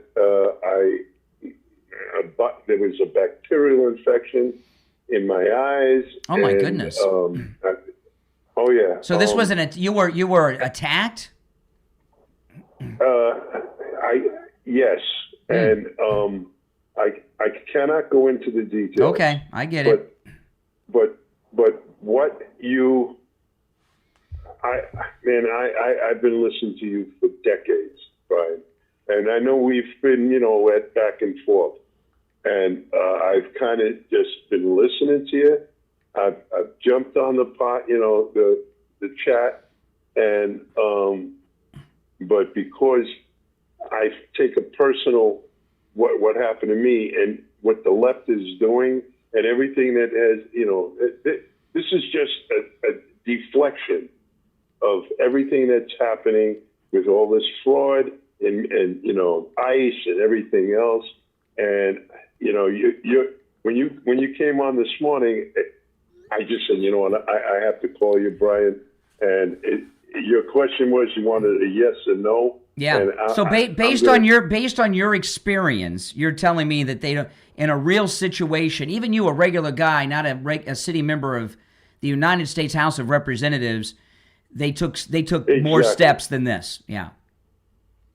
Oh my God. The nurses, even of course, when you're in the hospital, they don't even let you sleep because they did so much blood work. Yeah. Because this liquid not only went in my eyes, it went in my ears, my nose, my mouth. Oh. And I was so scared. I can't even tell you. You're going to be okay? But thank God. You're going to be okay? Oh, yeah. Yes. Great. But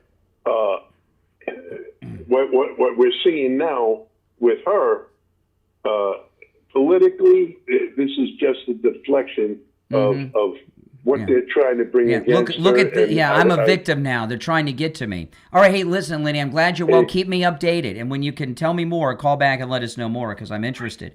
If you're on hold, stand by. I was at, a few years back, I was at Disney World, and I'm in line, and some kid coughed on my, he was short, so luckily he coughed on my arm. You know what I did? I got out of line, I went to the men's room, and I washed my arm off with soap and water because I didn't want whatever he coughed on my arm, I didn't want to bring it and get my family sick, right?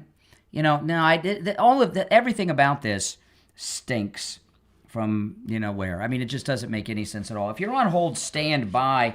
I was telling you guys the other day that a travel YouTuber that I'm a big fan of, Adam the Woo, died a couple days before Christmas. Very sad. Hit me hard. I met the guy 3 or 4 times. I was in one of his YouTube videos, and And I was a big fan of his, and I've been following him for over a decade, and he died out of the blue, 51 years old. And they finally gave us the cause of death this week, and it was a heart attack. He had massive buildup in his arteries. And this guy was traveling and doing it. He was in a marathon recently up in Orlando. You know, he had no idea that he had all this blockage, and he's no longer with us. If he'd have gone to Life Imaging FLA and taken advantage of the heart scan, he would have known, and he would have gone to the doctor, and they would have done whatever they had to do, and the heart attack would not have happened. Life Imaging FLA is all about preventative health. On Friday, I got a call from a listener. It was amazing. It was just an amazing call. He went over to Life Imaging FLA for the heart scan. He took my advice and asked for the cancer screening. They found out he's got a tumor.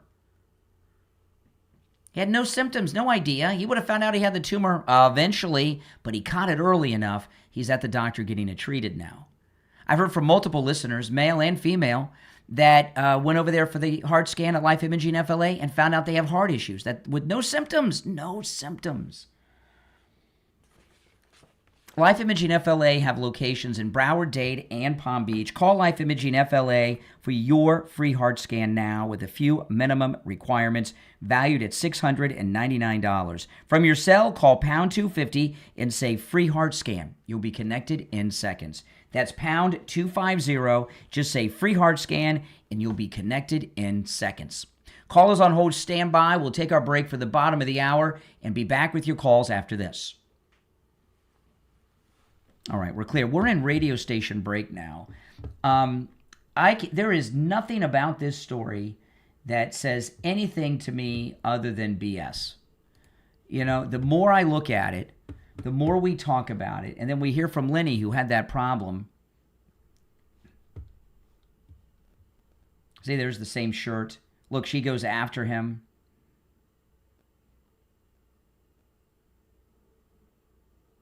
You know, I mean, come on. Is that how you would react?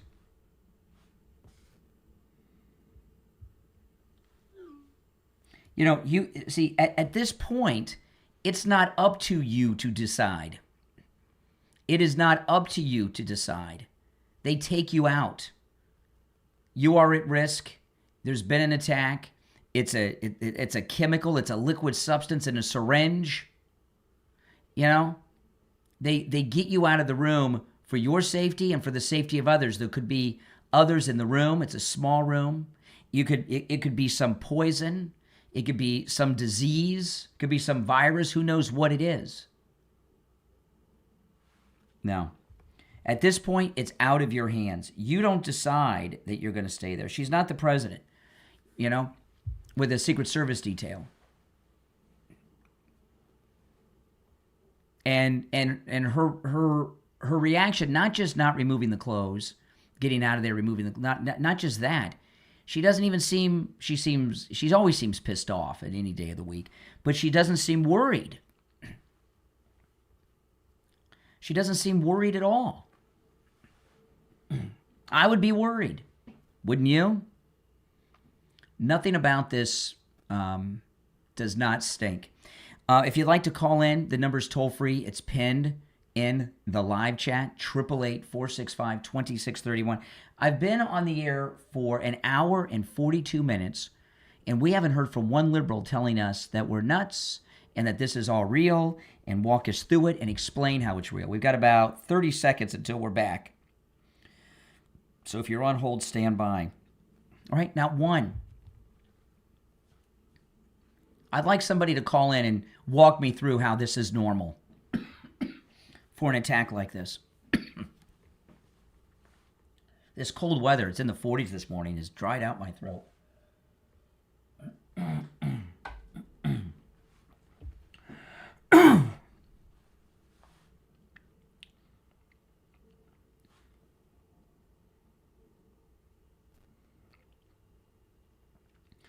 All right, we're back. I'm Brian. It's the Steve Kane Show, Florida's longest running radio show. You know, I've been on the air for over 90 minutes. We've been taking calls nonstop. We haven't heard from one liberal telling us that this was real and walk us through how this is real. Have you noticed that? We haven't had and I'm going through the lines as they come in. Not just saying it's real. That hasn't happened at all either. But walk us through how this is normal. All right, let's go to the phones. Our number, toll free, no matter where you're listening, 888-465-2631. You're on the air. What's your name? Where are you calling from? Patricia from Massachusetts. Hey, Patricia. Hey, yeah, this is all staged. I was watching it live, but I was reading the New York Post, and it says Minneapolis forensic scientists responded to process the scene. Like you said, I'm having a hard time understanding you. Your voice is really muffled. Oh, maybe I turn it up. Is that better? You sound better now, yeah. Okay. So the New York Post is reporting that the Minneapolis forensic scientists responded to the scene and processed it. But like you said, he's still wearing the shirt. Yeah, there is no way with a chemical attack like this, because there's a liquid in the syringe, they would book you in the county jail just like that, wearing the same shirt that you wore during this attack. There's no way.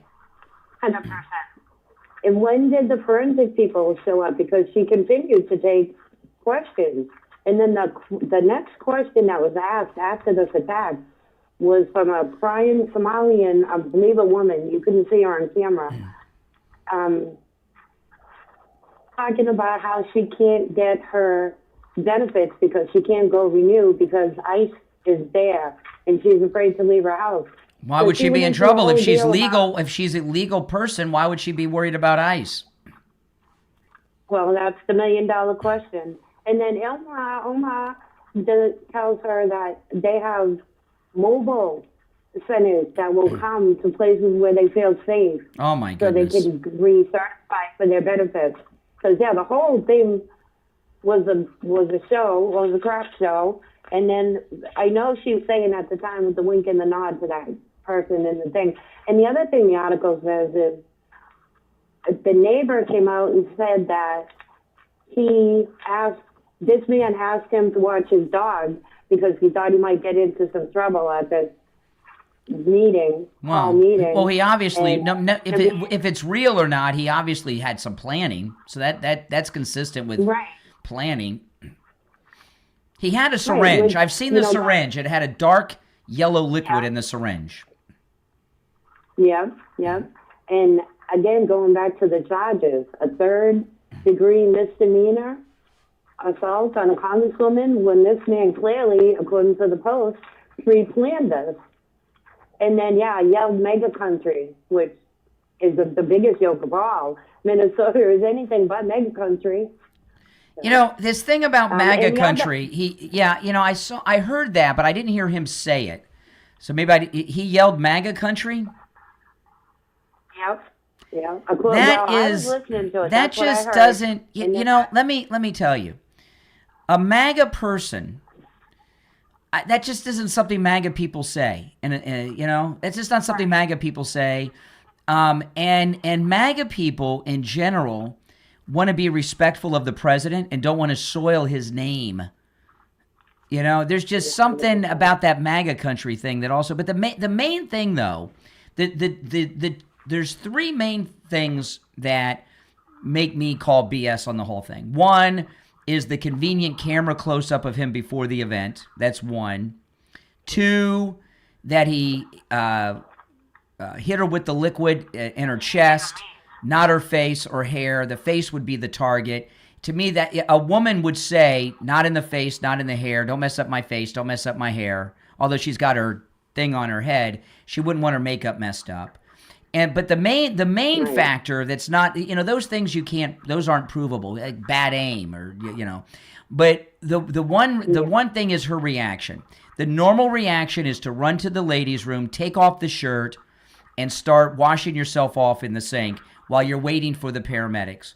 And then finally we see that he's booked in the county jail wearing the same shirt that he wore during this supposed chemical attack. That's just nonsense. That's totally would be against procedure.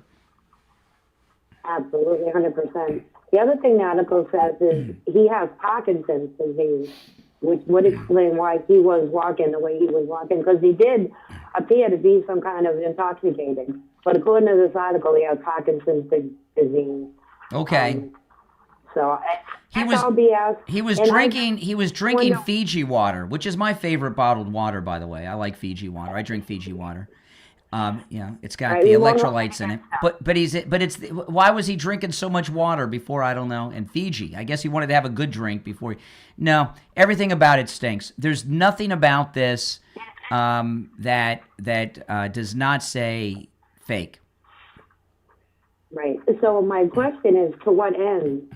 Like, do they think that the country is this stupid that Yes. we're all of a sudden going to back off any Well- kind of fraud? Well, Because to me, it's not well thought out. If it's fake, we don't know for sure. But but we're we got common sense.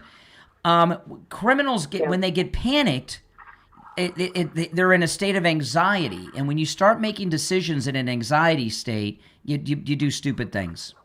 And now we've got Kash Patel will be investigating this, as well as Kristi Noem's Department of Homeland Security. So this, Kash Patel needs to step up this time. 100%.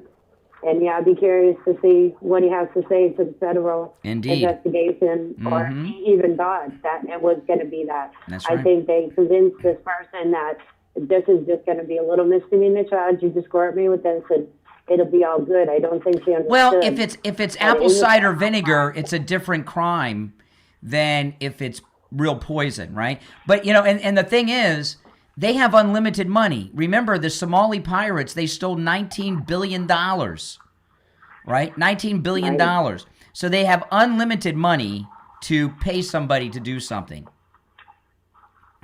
Right. And I'd be curious to see how quick he flips when he realizes this is a federal case.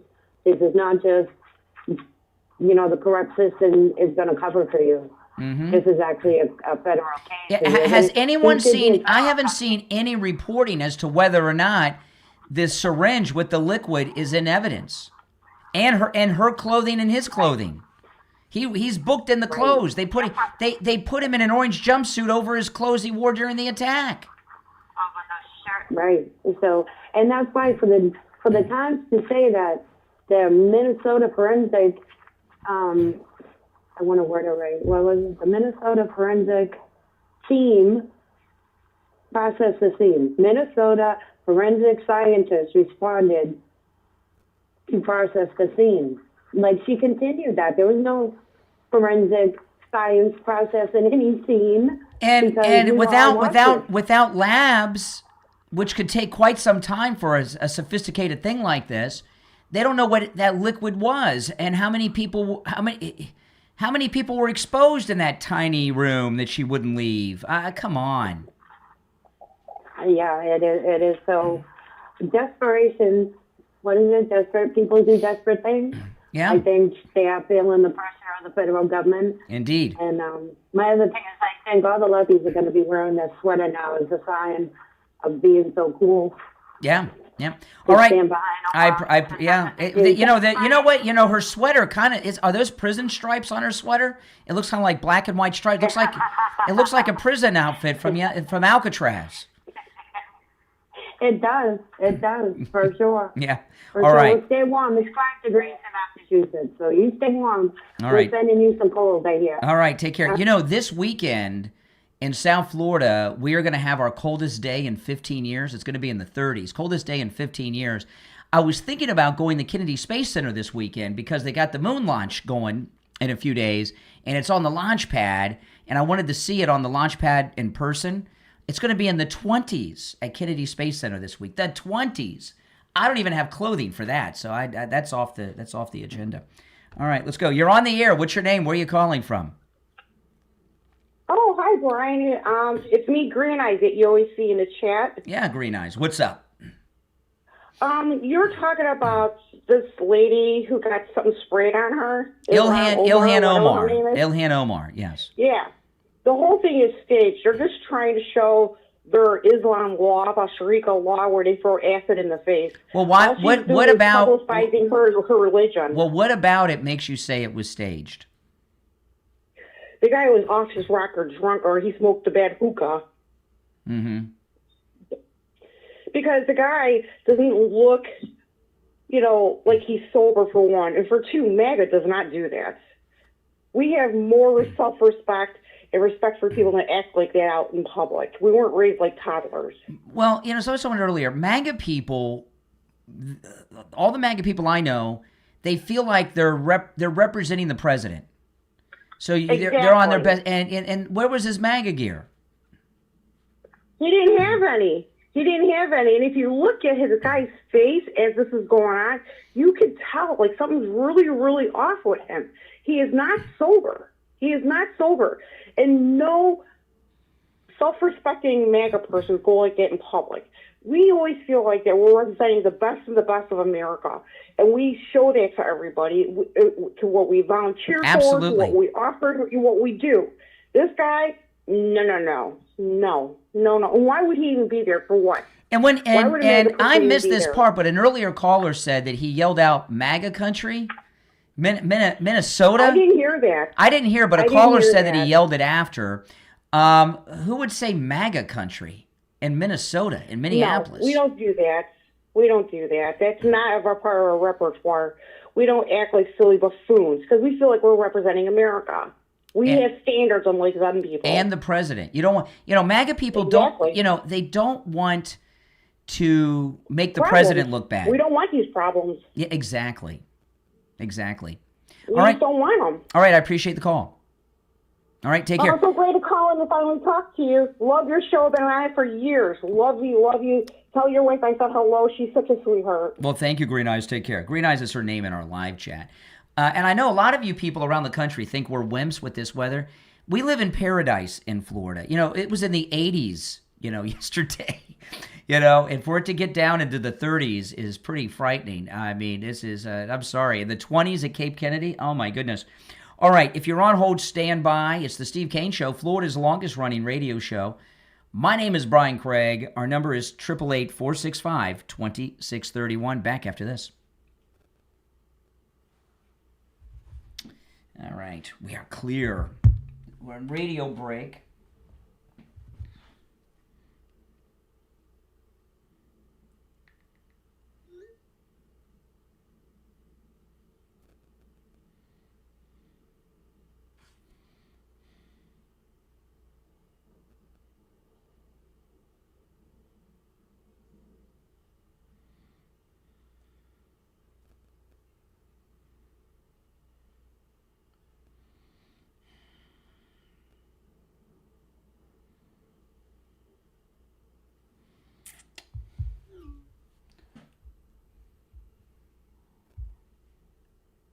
Okay.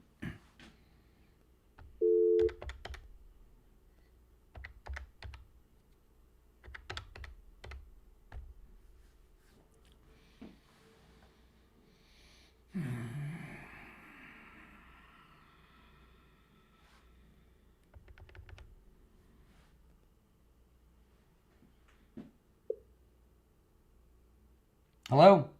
Please leave your message for... I just was talking.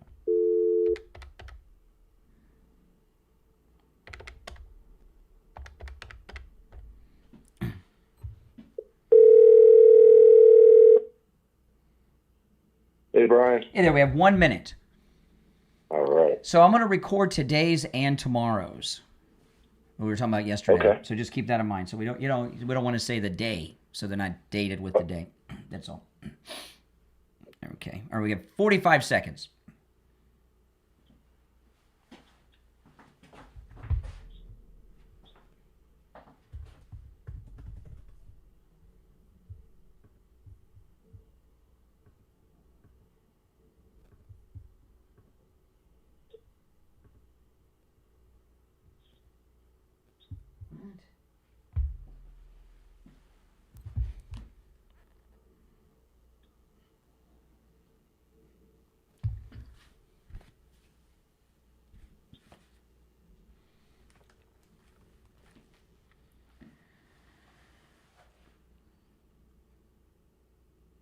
All right, it's time to check in with Jamie Levac from Swift Tax. Jamie Levac, I've been reading in the news this week from the Treasury Department that people are getting their largest returns ever this tax season. People are already filing. Good morning. Good morning, Brian. Yes, the IRS opens, and I'm noticing returns do look bigger than last year. One big thing was the itemized deductions were changed a lot. For instance, mortgage interest, property taxes, things like that seem to be, the thresholds are a little higher, so you're getting more of your money back on that. Another thing is the EV credits have changed since last year. If you have solar on your house, there is a chance that, when they ran the numbers originally, when they sold you the solar package, they took into consideration the taxes. So there's a chance at the end of the year, when you do see your bill, when you're crunching your number, you're noticing that maybe you were, sorry, it's a little loud, maybe you were misled a little bit. But if you take the full advantage and maximize your tax credits for solar, there's a big chance that you're losing a lot of money because maybe you were factored in your monthly bill to add in this tax credit. So make sure you take advantage of that. Oh, yeah.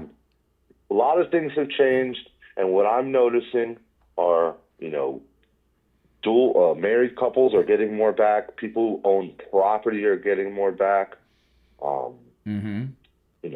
lot of different things have changed, and I'm here to help people who need help. Yeah, and don't forget. I imagine a lot of people that, by the way, who work and are receiving Social Security as well. You got a big deduction coming to you, and people in the tip economy. Yes, so I'm also seeing a lot of people who worked overtime receiving a lot of that money back that they probably didn't see in the past. People that actually pay a lot of federal income tax throughout the year, people in the health industry, nurses, doctors, these people pay a lot of money in taxes throughout the year. And the reason you need to call me is, we need to develop a plan over time to help you pay less taxes. If you plan on investing your money, if you plan on buying a home, here's another big thing. If you plan on buying a home in the next year or two, your buying power is going to be related to your taxes.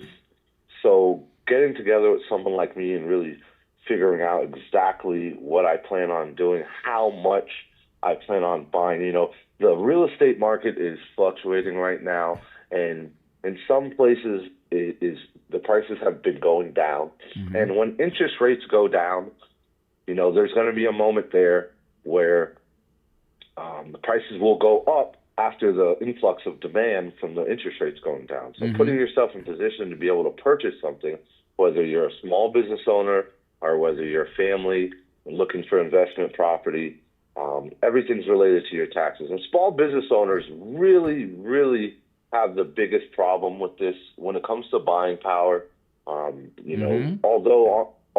at the end of the year you might have grossed X amount of dollars, everything's based off your taxes. So, if you're looking to purchase property as a small business owner and you're looking to pay more in taxes, maybe structure your business in a way that it's appealing to a lender, give me a call, because I do have a lot of customers that are small businesses that do pay a fair amount of taxes. But, there is a reason. Everybody wants to avoid paying taxes at the end of the day, but there are scenarios where you have to pay your fair share. And if you're a small business looking to expand and reach out to acquire capital, you really have to structure your taxes the correct way.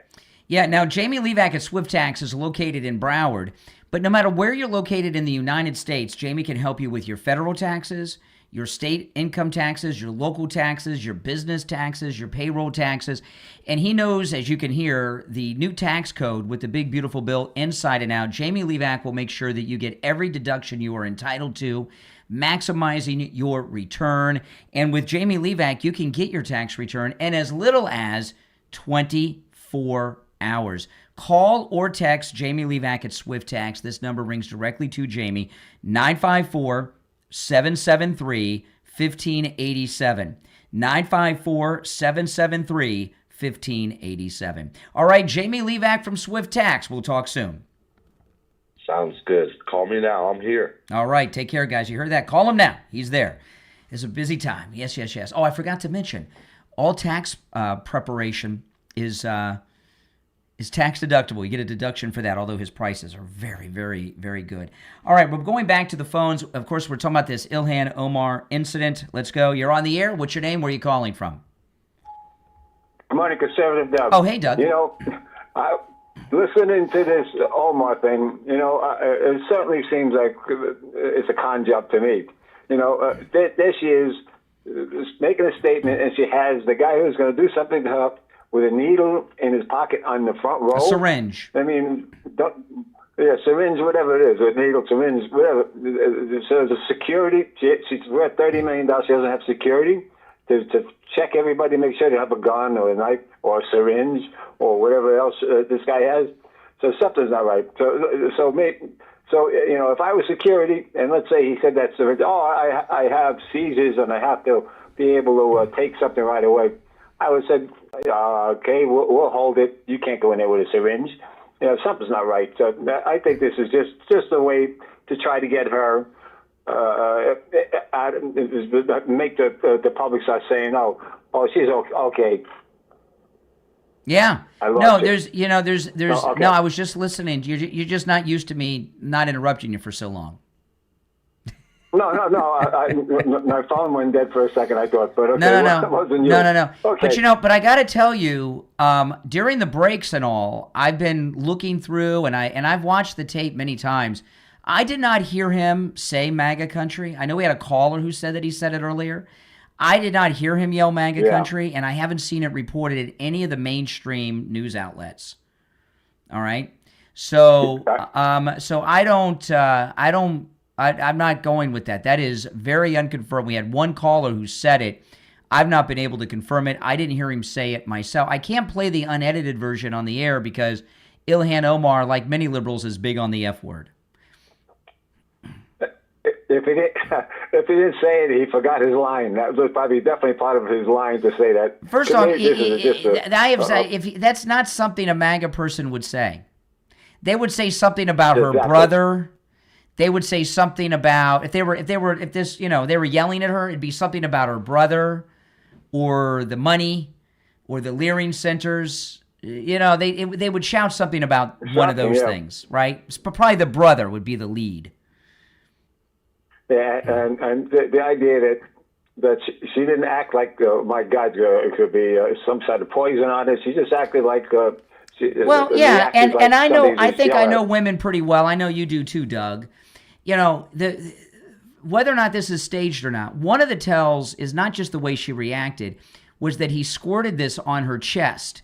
It was, because if she were in on it, she'd say, "Not in my face." She's got her hair covered with that thing on her head. But a woman would not want to be sprayed. If you're doing the attack, you want to aim for the face because that's where you can do the damage, right? Not on the clothing. Yeah. And that's somebody that's wearing layers on a cold Minneapolis night.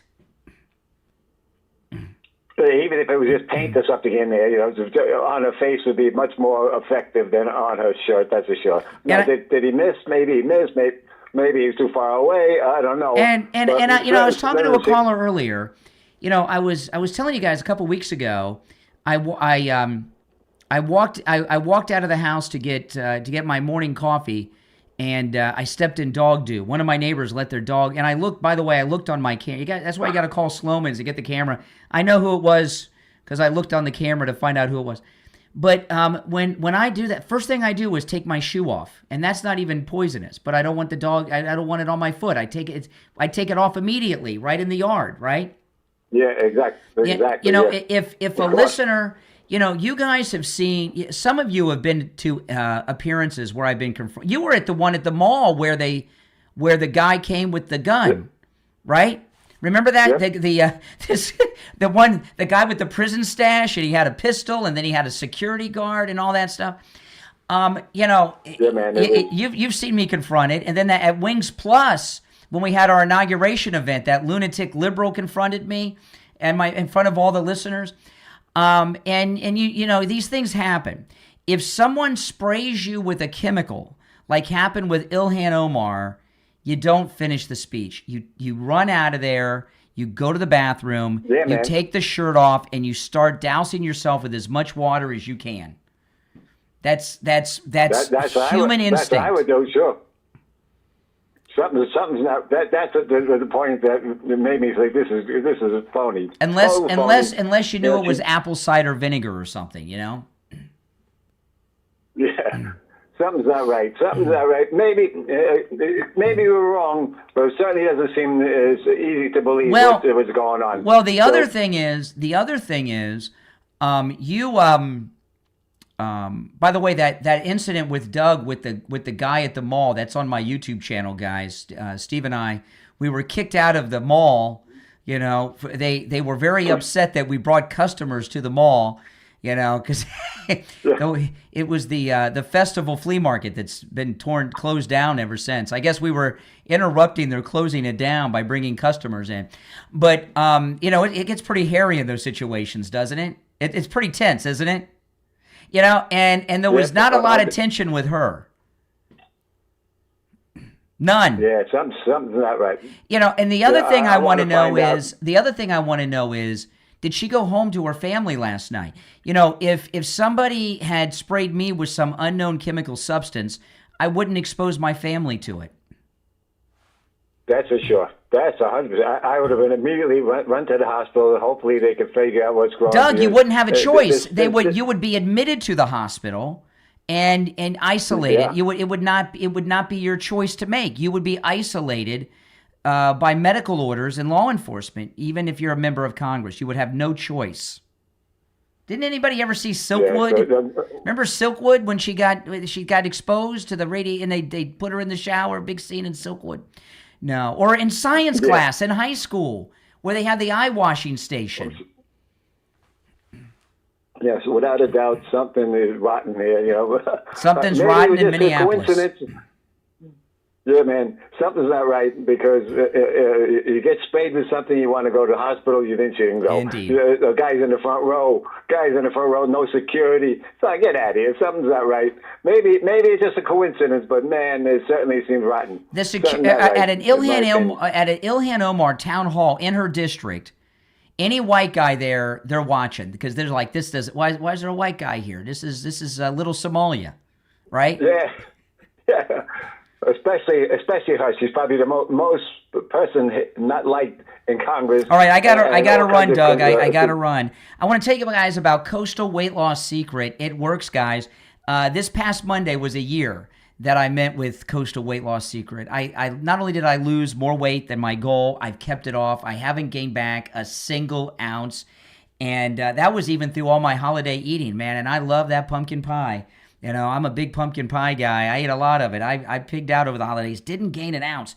Call Coastal Weight Loss Secret no matter where you're located. We have listeners nationwide that have literally lost a ton of weight. Call Coastal Weight Loss Secret and schedule your no-charge consultation right now. 561-247-6300. 561-247-6300. And online, coastalweightlossecret.com. All right, the 8 o'clock hour is upon us. If you're on hold, stand by. I'm Brian. It's the Steve Kane Show. This is where MAGA comes to talk, and Florida's longest-running radio show. Back after this. All right, if you're on hold, stand by. Valentine's Day's coming up. Skip the flowers that fade and give the gift that lasts every single night. MyPillow has incredible Valentine's deals on pillows, sheets, towels, and more. Perfect for the one you love or yourself. Go to MyPillow.com and use the promo code KANE, K-A-N-E, at checkout for huge savings. Or call 1-800-716-4879. Better sleep, better mornings, a better Valentine's Day. That's MyPillow.com. Promo code KANE. Do you believe the craftsmanship still matters? Then visit DivineEscapes.com. Based in Pennsylvania, DivineEscapes.com specializes in natural stone hardscaping built the way it's been done for centuries, using dry stone masonry techniques that rely on physics, balance, and experience, not shortcuts. Every project at DivineEscapes.com begins with the land itself. Each stone is hand-selected, shaped, and set with intention, combining combining traditional standards with original artistic design. The result is stonework that doesn't just decorate your landscape, it belongs there. DivineEscapes.com uses locally sourced stone whenever possible, reducing environmental impact while creating features that feel natural, timeless, and enduring. From flowing stone patios and mosaics to sculptural walls, boulder benches, and one-of-a-kind stone art, every piece is crafted with precision and expertise. If you're looking for something authentic, built to last, and unlike anything else, you'll find it at DivineEscapes.com. You'll also find great gifts, too. Go right now to DivineEscapes.com. View the inventory and see what natural stone can become. DivineEscapes.com. All right, if you're on hold, stand by. We've got just over a minute until we are back. And this is something that I uncovered during the conversation today. Look at this. A chemical attack on a sitting member of Congress. Here he is beforehand. Here he is booking. They take him to the county jail and book him. He's wearing the same shirt. Wouldn't they take his shirt and, by the way, isolate him, not just take him through the regular booking process, but wouldn't they want his clothing for testing by investigators, by the lab? This is,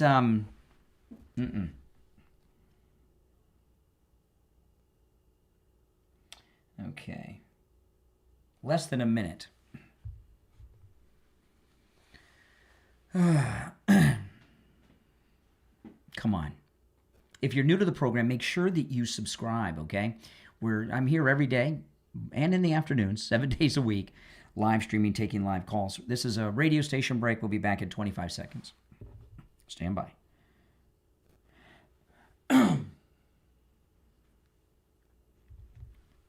15 seconds. Everything about this stinks. There's nothing about it that doesn't stink.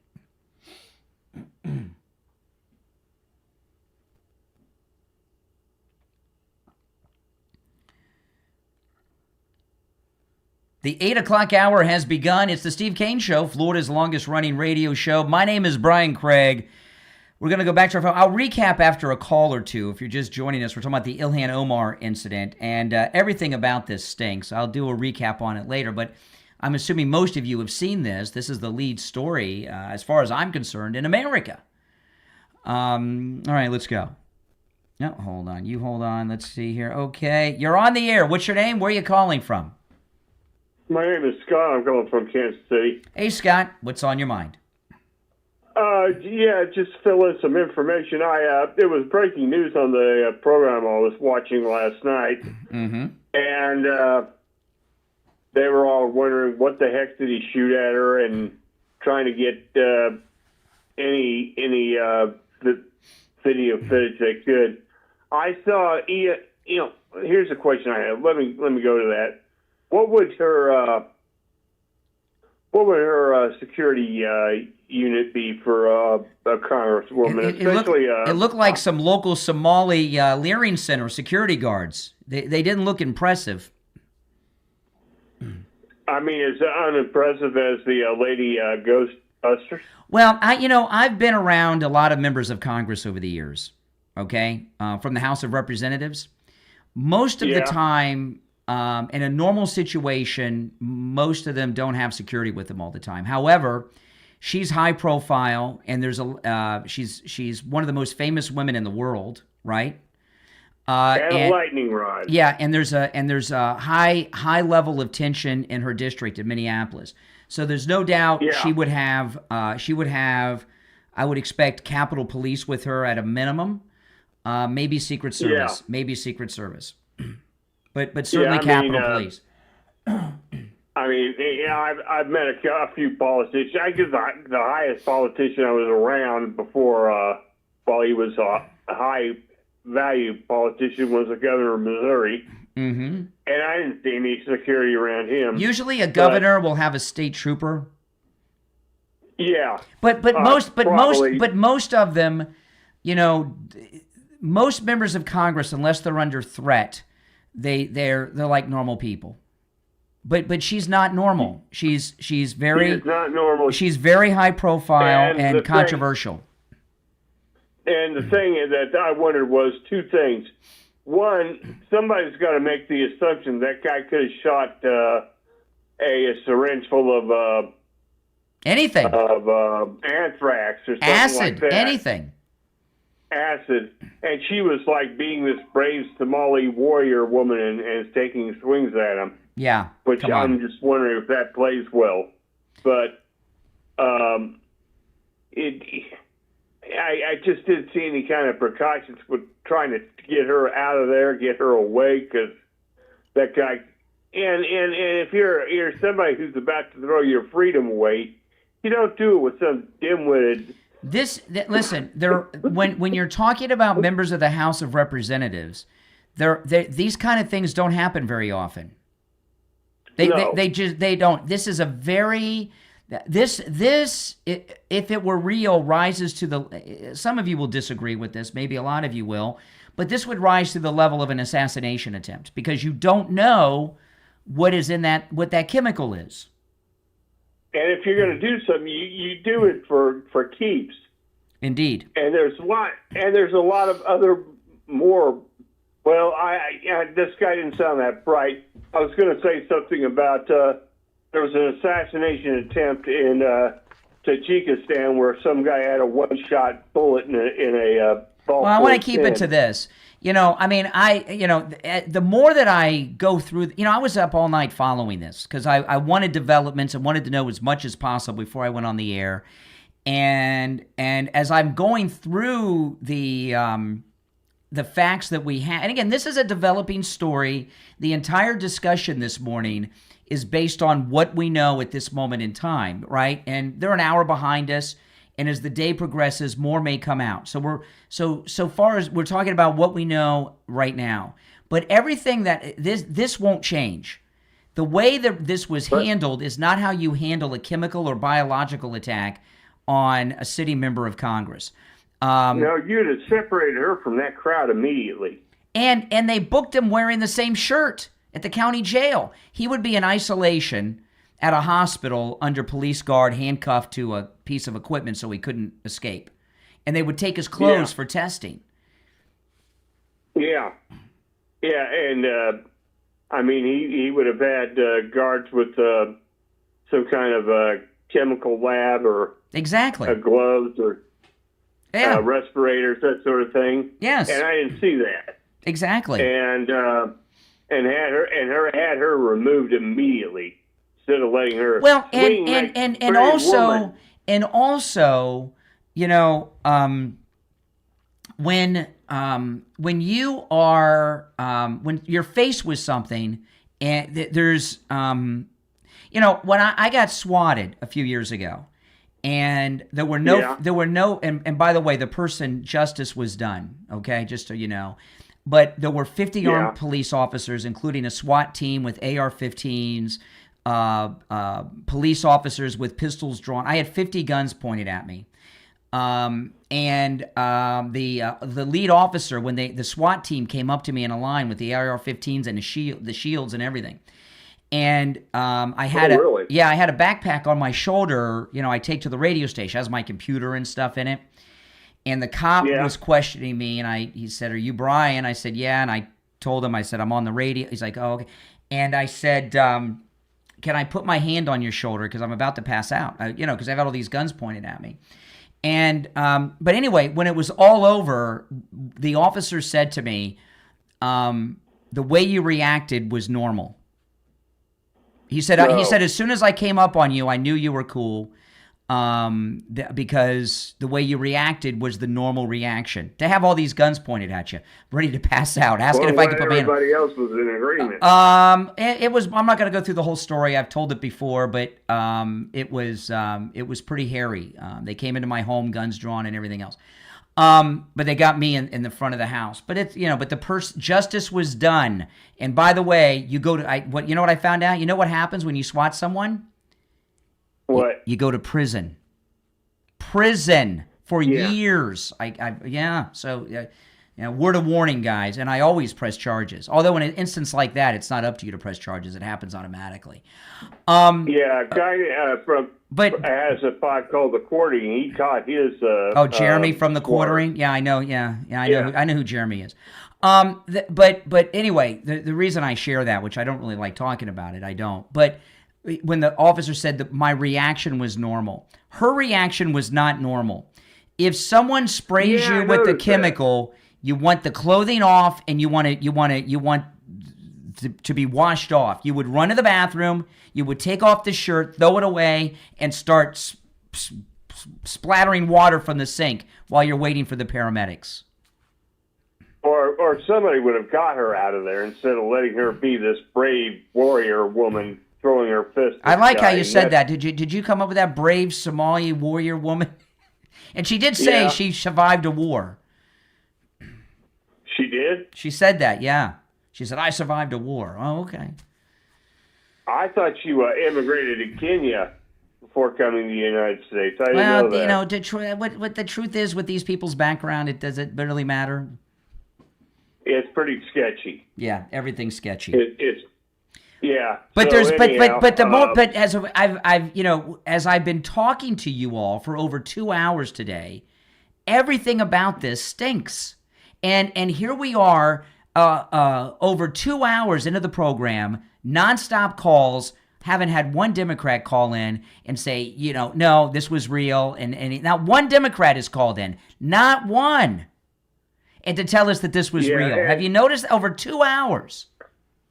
I've noticed it, and as well, will he be as mystery as all the other assassins? Or would be this investigation will be taken over by the FBI, the Capitol Police, and the Department of Homeland Security because of the substance. So we're going to have 3 federal agents. This is the Trump administration is in charge of this case. If they haven't taken charge yet, they will today. Yeah, I mean, hopefully it won't be like the Vegas shooter or any other shooter where everything's a mystery. Mm-hmm. Yep. All right. Appreciate the call. I got to run. If you are on hold, stand by. I want to tell you guys before we break. I want to tell you guys, and this is about Coastal Weight Loss Secret. A lot of people ask me about Coastal Weight Loss Secret, and a lot of people compliment me, and it's amazing because I meet listeners and. A lot of people, listen to me on the radio, don't see me. A lot of people watch me on YouTube. And YouTube, on television, adds weight to you. And people tell me 2 things when they see me in person. Wow, you have really lost a lot of weight, more than they thought from even watching me on YouTube. Yeah. And the other thing I hear a lot from people, not just that I lost weight, a lot of weight, and I look great. I hear this a lot. You look younger. I hear that a lot. You look younger. Yeah. And go back, go on YouTube, and look at videos of me before President Trump's second inauguration. All right? In particular, go to that one where I did the documentary on the golf course assassination attempt. That was before Coastal Weight Loss Secret. And then go and look at me today. You'll see. I've got my jawline back. I got my neck back. I didn't realize, but I had a belly going on. I had partially obstructed view. When I looked down, I got a flat stomach. And I weigh what I weighed 29 years ago when my wife and I married. I have lost many inches off my waist in every part of my body. The clothes I'm wearing are so many sizes smaller than I used to wear. It feels great. I look great. And it's all natural. Call Coastal Weight Loss Secret, 561-247-6300. The consultation's free, guys. 561-247-6300 and online, coastalweightloss.secret.com. Back after this.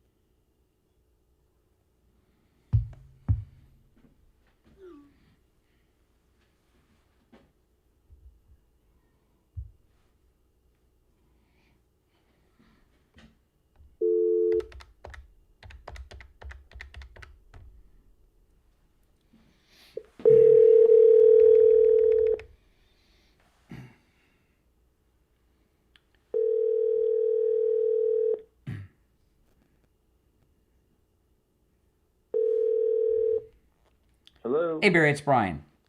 Hey, Brian. Hey there. We have just over a minute. I was wondering, because that text I sent you, maybe if we could talk, unless you have something you really wanted to do, if you could explain the Medicaid planning and what it covers in a little more general terms than we might normally. I'm going to put you on hold just for a minute. Hold on. For new people that haven't heard us talk about what Medicaid planning covers, that's amazing to people. I'll just give an overview of this is what we do, but let me today talk about the Medicaid planning, and I'll give more details on that. Okay. Yeah, people ask me about that a lot. That's that's like a shocking thing to people. Okay. Yeah. All right, stand by. 20 seconds. Okay. 20 seconds. All right, thanks.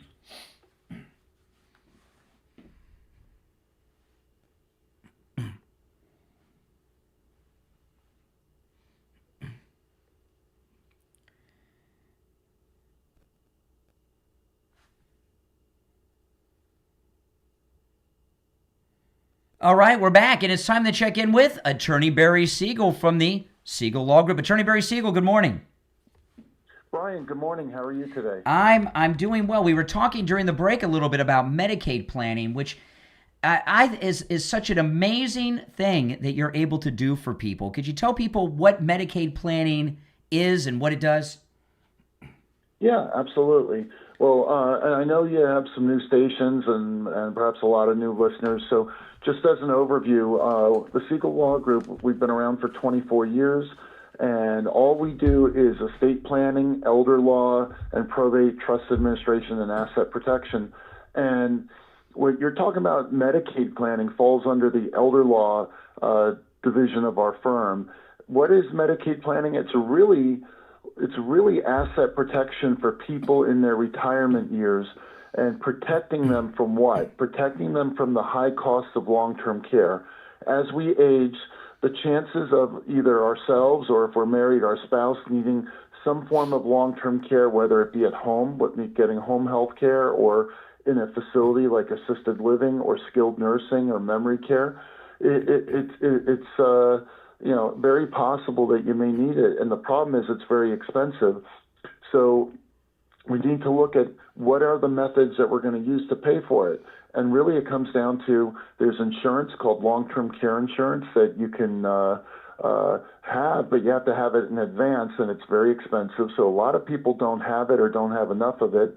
The second option is to use your own funds, self-insure, but not everybody has unlimited funds. So you have a nest egg when you retire, and if you're going to be spending $5,000, $10,000, $15,000 or more a month, you could run out of money or significantly change your lifestyle going forward. Mm-hmm. And then the third option is government benefits, and the government benefit that helps pay for long-term care is Medicaid. The biggest problem, Brian, is people think, oh, well, I'm too poor. I'm sorry, that you have to be poor, and I have too much assets. I don't qualify, or it sounds too good to be true. Attorneys who do elder law, such as ourselves, do exactly that. We help people with assets, with means, with income above the limits, help shelter their assets in a way that Medicaid allows so that you could still keep your assets and still qualify, so you don't have to pay all of the cost of that care and don't have to spend down your assets or leave your surviving spouse broke or near broke.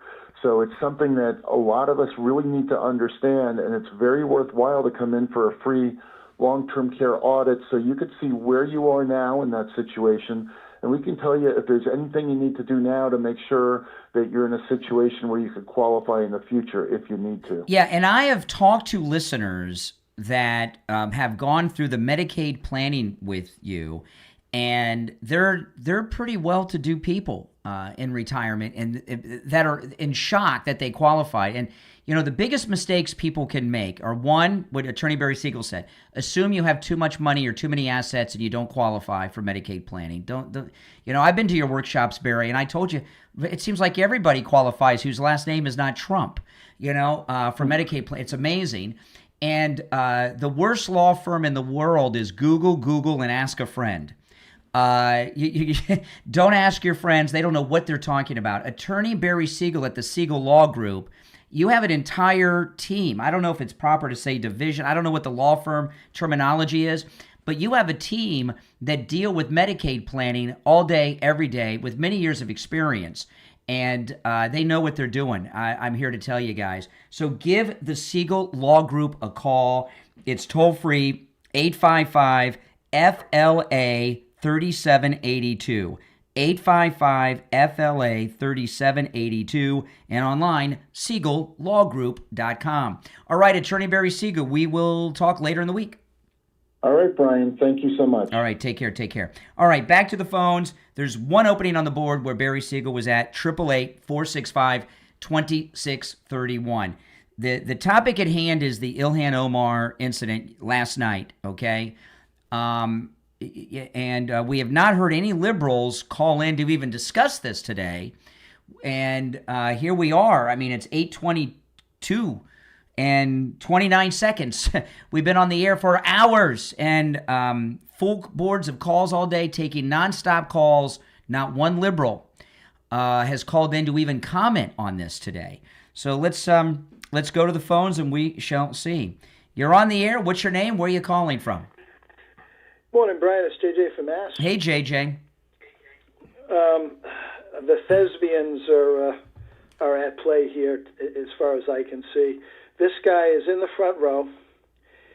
He squirts it on her, and then he turns and backs up right into security. I didn't see an ultra slam to the ground takedown type of thing, but he backs right into security, and it's on her. It's not on her face because the makeup would get runny and all that. But you have to think about the narrative in our culture. Victims are not seen as criminals. That's an interesting thing. When you say victims, you mean like the victim groups? Yes, well, just victims in general. Like she's a victim now. Yeah, she was attacked. Poor Elon. So victims are not seen as criminals, and so all the stuff that's going on up there, who knows what she's got herself into? But now, she was attacked. She's the hero, but not with runny makeup, not in the face, please. And it just rings of it's just staged. It seems really, really staged to me. And the camera angle of this guy, I was looking at all the different photos. They're all using the same one. It's like right out of Central Casting. It's like perfect shot. Perfect, it just seems way. Well, it's an interesting thing because when I'm doing my show prep in the morning, I spend a few hours going through the news, and all I did was read everything and watch everything I could involving this incident. Right? My eyes couldn't look at anything else, and I knew it looked staged as I'm doing it. But as I've been talking about it out loud with callers for the last 2.5 hours, I can't find one thing that doesn't point to staged. There's not one moment that looks real to me. Yeah, the more I've listened to the show, the more, I always like to leave, because we're just getting into this, but it's just so it's just so, it's like cut, again, the other day I was saying Act 1, cut, print, in the can. This just seems perfect, and the timing of it all, it's just crazy. I think it has to be. Now, This guy may be, I don't know, maybe he was, and we'll find out more about him, but, maybe he's just going to, he's somebody falling on the sword, so to speak. Yeah. But it's just so contrived. And, I'll tell you this, though, Brian, like the mugshot, I did notice the T-shirt, but it is, I don't know what the procedures are in that jail, but I know, when you get booked, because I have been arrested. I've spent a weekend at the Motel 1.5. Really? Wow. Before. Oh, yeah. What'd you get arrested for? What'd you do? Fighting. Okay. Fighting. I've never been arrested. I got arrested. I've never been arrested. No, Proud to say. I was taken in. It wasn't. One thing you learn about that is you learn you don't want to go back. So. Heck yeah. But at any rate, you get your photo, and with the stuff that you wore in. No, I don't know. It's freezing in Minnesota. Maybe they're doing something. Yeah, but you didn't attack a city member of Congress with an unknown chemical in a syringe. Exactly. Right. That shirt is what I mean. That shirt is that's evidence. Everything gets put into a bag. That's evidence. And it's almost like they weren't afraid of exposure of themselves or anyone else. Like they all knew it was planned and fixed. Yeah, that's kind of when I see that. When you brought that, I mean, I'm looking at the shirt. I'm like, that's the same damn. You know what thing. I'm interested in? I'm interested in who the cops were. It was Minneapolis, but were these the Somali cops? Yeah, I'm serious. Good point, Brian. Absolutely. They're very To me, are they going to try to, where does the evidence? Did that syringe go missing? I mean, there's all kinds of craziness. Well, you think Kash Patel's going to do a good job here? This is his moment. Well, I think that the FBI agents in that area have probably already, it's crazy with the FBI. It's sort of a 50-50 thing. If you've got a TDS-infected FBI guy or area, Bongino picked a bad time to quit. Who's that now? Bongino picked a bad time to quit. Bongino. This could have been the redemption case. Well, I'm on the other side of that coin with the FBI and the DOJ, Brian. I look at it a little bit different than most people. Well, listen, I got to run for a break. I got to get, but I appreciate the call. You make some good points. Are you living in pain? Go see Dr. Appleton. Dr. Appleton, the first time he rid me of pain was 3.5 years ago, and it was knee pain that I had suffered from since I was in my 20s. And I was a passenger in a car accident. It wasn't a major car accident, but you tense up. When you're in a car accident, I tensed up my leg, and my knee had been hurting me for years, especially on days like this when it's freezing cold, or those rainy days during hurricane season. And Dr. Appleton treated me for the first time with his laser away pain treatment, and not only did he rid me of pain, the pain has not returned 3.5 years later. In total, he's rid me of pain 7 times, sometimes from injuries I've had from falling, arthritis in my hand. And, his laser away pain treatment, there's no shots, no injections, no drugs, no surgery, no downtime. And my favorite part is it works. That's right. It works. It's a robotic laser. And what the robotic laser does, it actually moves around the area. Dr. Appleton, with his expertise, is able to determine exactly where the pain is coming from. Like with my knee as an example, the robotic laser moved around my entire knee, the top, the sides, the bottom, and all around, treating all around the knee. And beforehand, it was my right knee. I couldn't put weight on my right leg. And when I'm on the air, I always stand. When I'm on the air, I don't sit. I always stand. And I would have to put my weight on my left leg. I'm right-handed, so I'm right-legged. I'd have to, during the show, and I had a chair that I used to lean on to take the weight off my body because I was in so much pain all the time for, years, 30 years. Until Dr. Appleton rid me of that pain. Stop living with pain. When I was young, I thought pain was just part of growing older because I remember my grandparents. Well, that was a long time ago. Dr. Appleton wasn't around with the laser away pain treatment in the 70s and 80s. Living with pain is not a part of growing old. Give Dr. Appleton a call and say bye-bye to your pain. 954-973-0710. 954-973-0710. 954-973-0710. And online, AppletonCairo.com. He's also open on Saturdays. Appointments are not necessary. Walk-ins always welcome. Back after this. All right. It's our bottom of the hour break. Every line on the board is lit, so hang in there, guys. After the bottom of the hour, we'll go to the phone. Valentine's Day's coming up. Skip the flowers that fade and give the gift that lasts every single night. MyPillow has incredible Valentine's deals on pillows, sheets, towels, and more. Perfect for the one you love or yourself. Go to MyPillow.com and use the promo code KANE, K-A-N-E, at checkout for huge savings, or call 1-800-716-4879. Better sleep, better mornings, a better Valentine's Day. That's MyPillow.com. Promo code KANE. On the line, we have Lewis. He had some issues with some taxes in past years, and he called Jamie Levac over at Swift Tax, and Jamie took good care of him. Lewis, welcome to the program. Oh, thank you. How you doing today? Oh, I'm doing great. So tell me how Jamie from Swift Tax helped you on your taxes. I was having trouble with another company. I called Jamie, and the next day I brought my wife in there with all the paperwork, and he straightened all my back taxes out, and I'm actually getting money back now. Wow, this is pretty amazing. So this other company you went to told you owed the government money, and Jamie over at Swift Tax took a look and found out that not only did you not owe money, you're getting money back from the government? Yes, I got nice big checks coming soon. Do what Lewis did. Call Jamie Levac over at Swift Tax. 954-773-1587. 954-773-1587. All right, we got about a minute till we're back. We're in a radio station break. Every line on the board is lit, guys.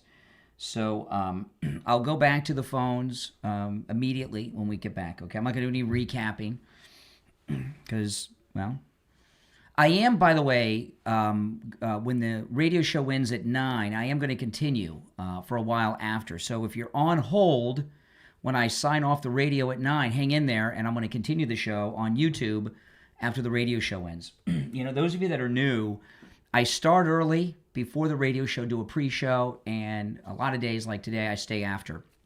So make sure you hang in there after I sign, because I got to say goodbye on the radio. But I'm not saying goodbye to you guys. But that's not going to be till 9. All right, we got about 25 seconds. Amazing.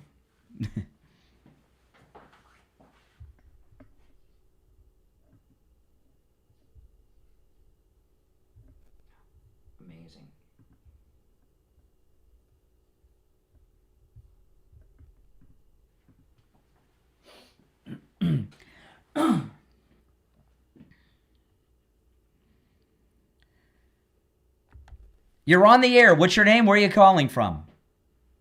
This is Dave from Denmark, South Carolina. All right, Dave.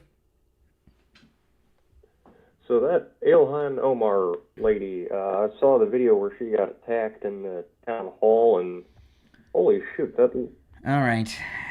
You're on the air. What's your name? Where are you calling from? Hey, Brian, it's Sherry from Texas. How are you? All right, Sherry. How are you?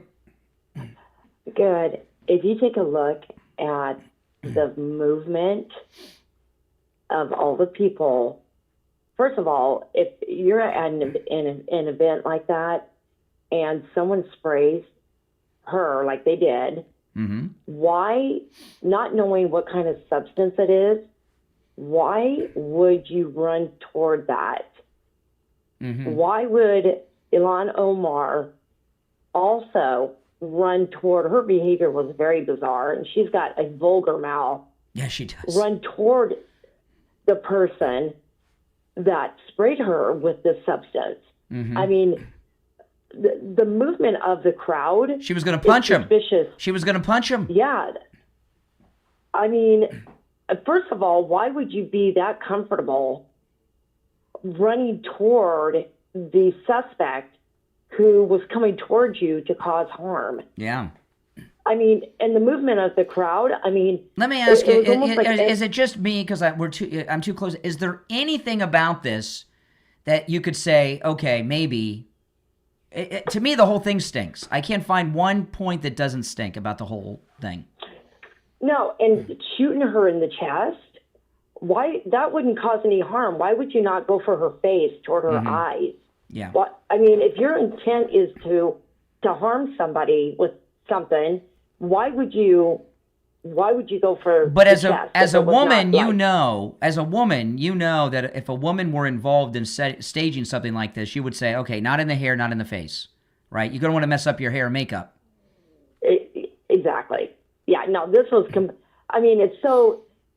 This was completely staged, and then they're saying they caught the suspect. Well, yeah, they got him right there. He was arrested, and now she was trashing Kristi Noem at the time that it happened, and since this is a federal crime because it's a sitting member of Congress, and because of a chemical in this syringe, that's got to also be under the jurisdiction of Homeland Security. I hope Kristi Noem is all over this. I hope I so. trust Kristi Noem. So. I trust Kristi Noem more than Cash. I mean, take a look. I mean, here Trump was shot, right? Yeah. The whole his ear was about blown off, and then oh my gosh, no, that was staged. Are you kidding? That was felony. But you know, right? when President Trump got up, okay, you could see the distress in his face, not just the blood, but also the distress in his face. Yeah. Yes.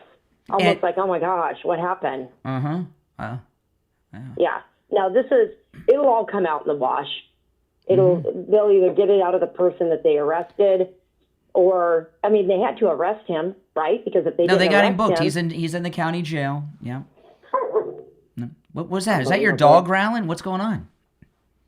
Yeah, that was my shepherd. I have 2 shepherds. They're territorial. Oh, they're territorial. Oh, one of the, of me, of a guy on the phone. All right, hey, listen, I appreciate the call. Your dogs are getting upset. I don't want them to bite the phone. All right, take care. All right, one opening on the board where the lady with the German shepherd was. You're on the air. What's your name? Where are you calling from? You're on the air. Oh, Helen from Massachusetts. Hey, Helen. Hi. Hey, I think the reason why liberals haven't called in is because it hasn't been determined that this whole Ilhan Omar scenario has been staged. So they've got time to. They haven't sent out the talking points yet, is what you're saying. They don't know what to say. Course.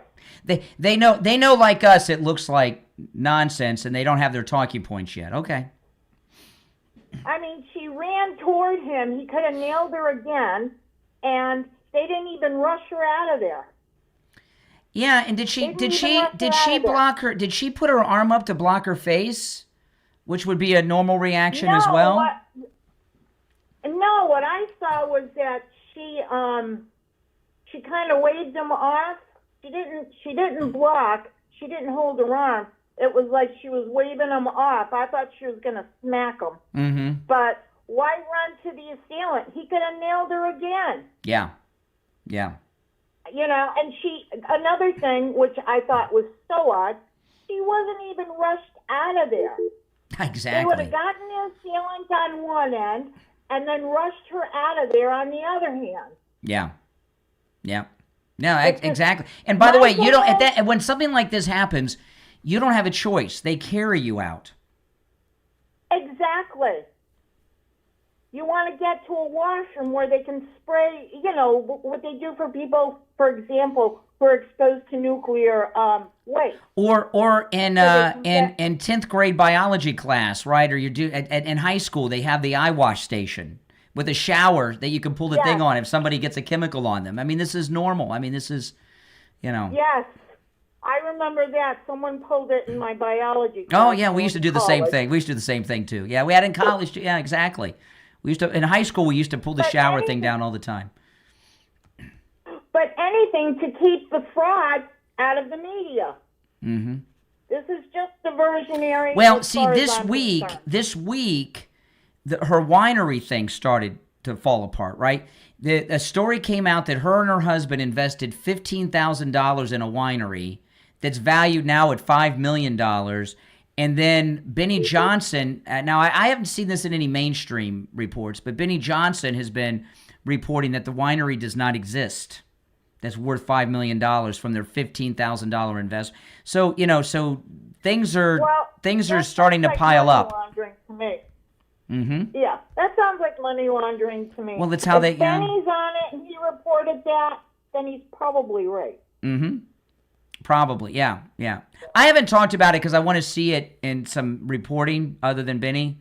Before I need more details before I go. But I did see the $15,000 investment is now worth $5 million. I've seen that reported in multiple sources. And come on, such a short span of time, please. That's a better return than Paul Pelosi and the Clintons on Whitewater. You just read. I was thinking that. Remember Whitewater? They invested the Clintons invested 10 cents, and then it was worth $50,000. That was play money compared to what Ilhan Omar's doing. Or her cattle futures. The cattle futures, exactly. All right, appreciate the call. Take care. All right, still looking for a liberal here. Let's see. You're on the air. What's your name? Where are you calling from? Hi, Brian. Spark from New York. Hey, New York. Hey, I just want to point out how big of a hypocrite you guys are. You guys are like, we need to investigate Ilhan Omar to the fullest extent of the law. Meanwhile, we haven't talked about Butler or the Treehouse or any perceived threat against Trump that, I talk about that stuff all the time. Wow, not when I listen to your show, anyway. Well, then, we're just forgetting about that. I think those are fake. I think he faked those. Well, you would be wrong. Sure. You would be wrong. The president got. Not only did the president get shot in Butler, 2 MAGA men got shot, and one of them was killed in the stands behind. One of our regular listeners, Barbara from Baltimore, was behind the president when it happened. Yeah, I think it's fake still. Well, I think you're an idiot. Okay.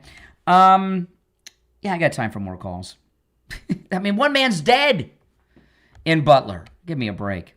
See what I mean? Notice he our guy from New York didn't even address the Ilhan Omar incident. You're on the air. What's your name? Where are you calling from? Good morning, Brian. This is Mary from Wisconsin. Hey, Mary. Good morning. I have 2 points. One is, with all the neighborhood watches in Minneapolis right now, do you mean to tell me that they didn't practically strip search these people going into a congresswoman's town hall? Another thing is, did you notice that the security guard came up and put his hands all over her, asking her why she wasn't leaving, to please leave? Yeah. He had his hands on her shoulders. That is suspect right there. Okay. And again, no one ran off. No one ran away from the scene. Yeah. They all acted like this was all part of the play. Mm-hmm. Yeah, I would say. I wouldn't say everybody in that room, if it was staged, the fewer people involved, the better. But Somali people are very tribal, so they, I want to know who arrested him. Were they regular Minneapolis cops, or were they Somalian? Who actually arrested him and took him into custody and to the jail? Are there any videos of the actual arrest? Not that I've seen yet. Yeah. But I expect today we should get a lot more video. Good. All right, Good. I appreciate the That's call. what we need. All right, I'm up against the break. Sloman's Home Security is offering a free home security system with free professional installation and 24/7 central station monitoring. You get all that for $24.95 a month for 5 years. Wow. All you got to do is call 833-283-5050. Your Sloman's Home Security System includes a touchscreen keypad, 3 door or window sensors, a motion detector, notification, and remote keypad access so you can check in no matter where you are. 833-283-5050. 833-283-5050. Call now. We'll be right back. All right, those of you on hold, hang in there. We got the gold report after the break, and then we'll go back to the calls. And I am going to hang over after the radio show ends today. So if I don't get to your call, stay on the line. I will take. I'm going to continue on YouTube after the radio show ends.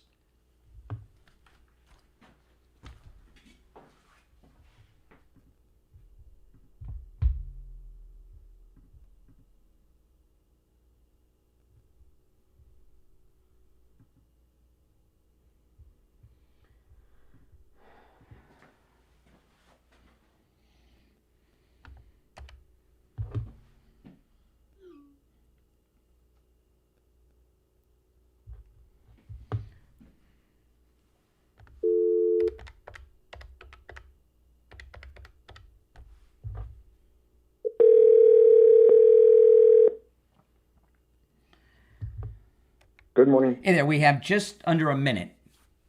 Okay. So I'm gonna keep the line open, and then I'll go to you when we get back. Okay.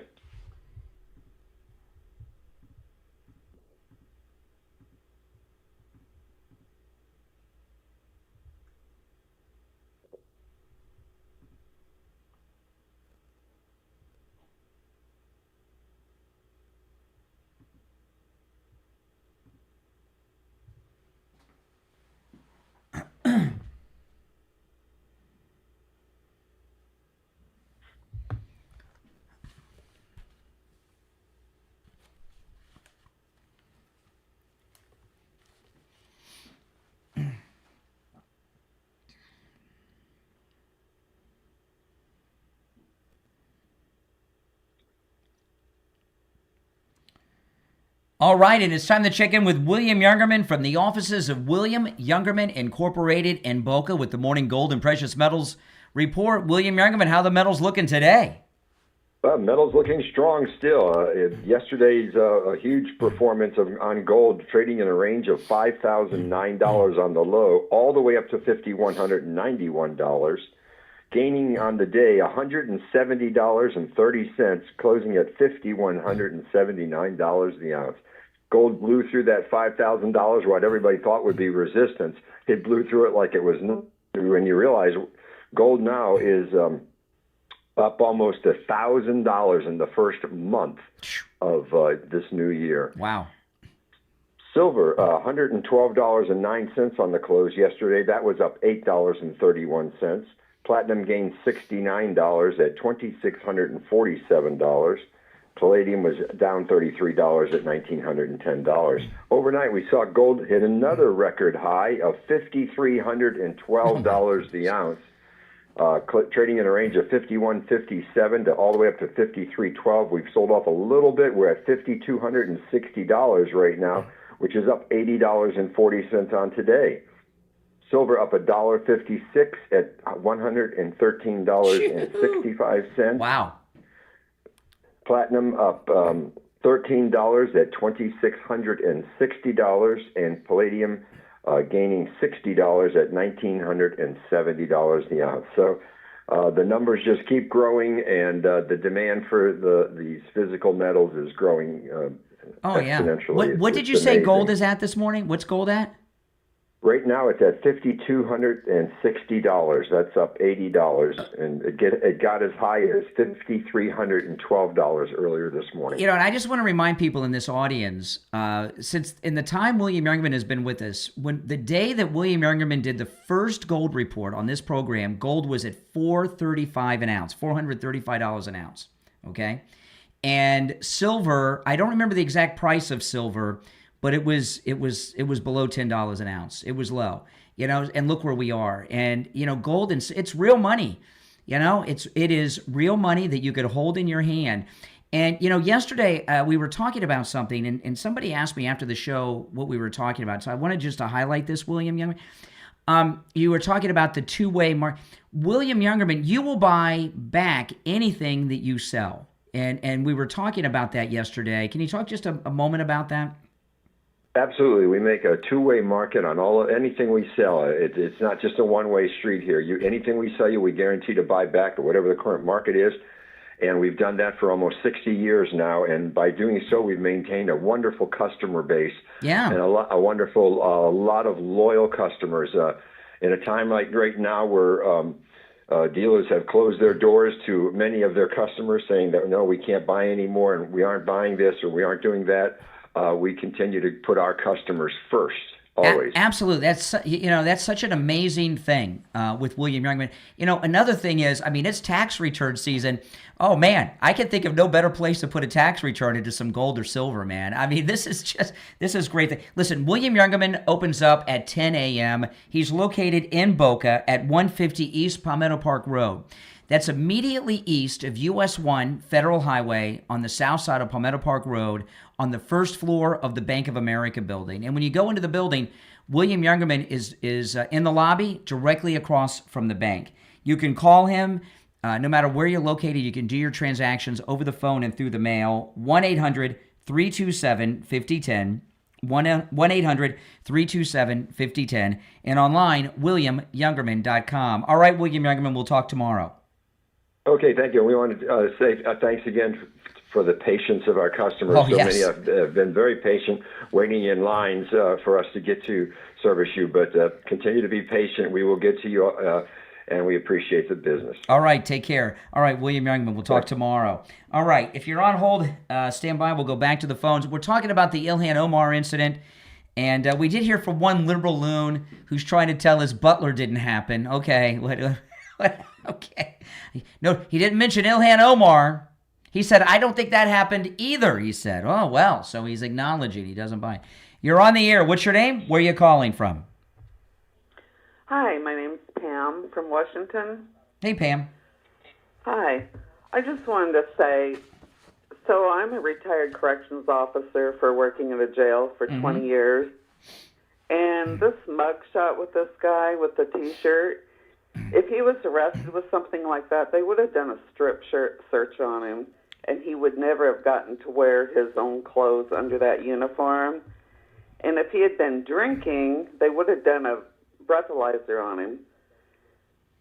Yeah, to me, when I saw that he had the same T-shirt on that he was wearing during the incident, that seems so dangerous. I mean, that's just natural instinct for you guys in the booking. Exactly. But the picture of his photo, too, doesn't even look like a mugshot, really. Because, usually in a jail when you have a mugshot, you have, like, the, your height on the wall. So you can see how tall the person is. Oh. And there's nothing on that wall. Yeah.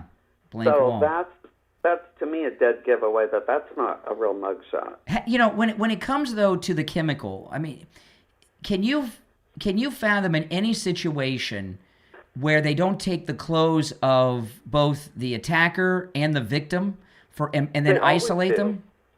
They put them in a paper bag, and then they use it for evidence, and then they get it tested. And you certainly wouldn't. Also, the guy, they would have put in paper bags on his hands to protect him until they could test his hands. And they certainly wouldn't put him in the county jail with all these other inmates and guards and personnel if there's some chemical involved, right? I mean, it seems very dangerous. Exactly. So, to me, you're right. The whole thing stinks to high heaven. And plus, Omar, if she got sprayed on that sweater, they would have made her take that sweater off somewhere to put it in a bag because it's got something on it. It needs to be tested. Yeah, and I've seen some... You don't just wear it. I mean, if it had acid or something on it, it could have burned her skin. And any time I've seen an attack of a public official where somebody is rushed on stage or something, they always put their arm up, which is the natural instinct to protect their face. She didn't do that. No, she didn't. In fact, the security guy that walked up to her to put his hand on her arm, she smiled at him. She had like a grin on her face. I'll go back and look. Yeah, go back and look. She's got a smile. A cool thing about doing a show like this, when you look at you hear from professionals. You worked in the jail, so you know about how booking process goes. We have a team of experts in this audience. You're all. I appreciate it. All right, take care. Thanks for the call. All right, bye-bye. All right, before we go back to the phones, I want to talk about Coastal Weight Loss Secret. Now, listen, I know a lot of you have made that New Year's resolution to lose weight. You can make that resolution come true with Coastal Weight Loss Secret. I've talked to so many people in this audience who have lost weight, men and women, and I mean a lot of weight with Coastal Weight Loss Secret. I did it. You can too. I didn't do any exercise. I lost about 1 pound a day, didn't do any exercise.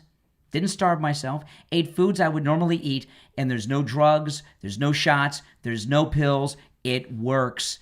And because I didn't have any big lifestyle changes, now that I'm in this maintain phase that I've been in for many, many months, I haven't gained back a single ounce.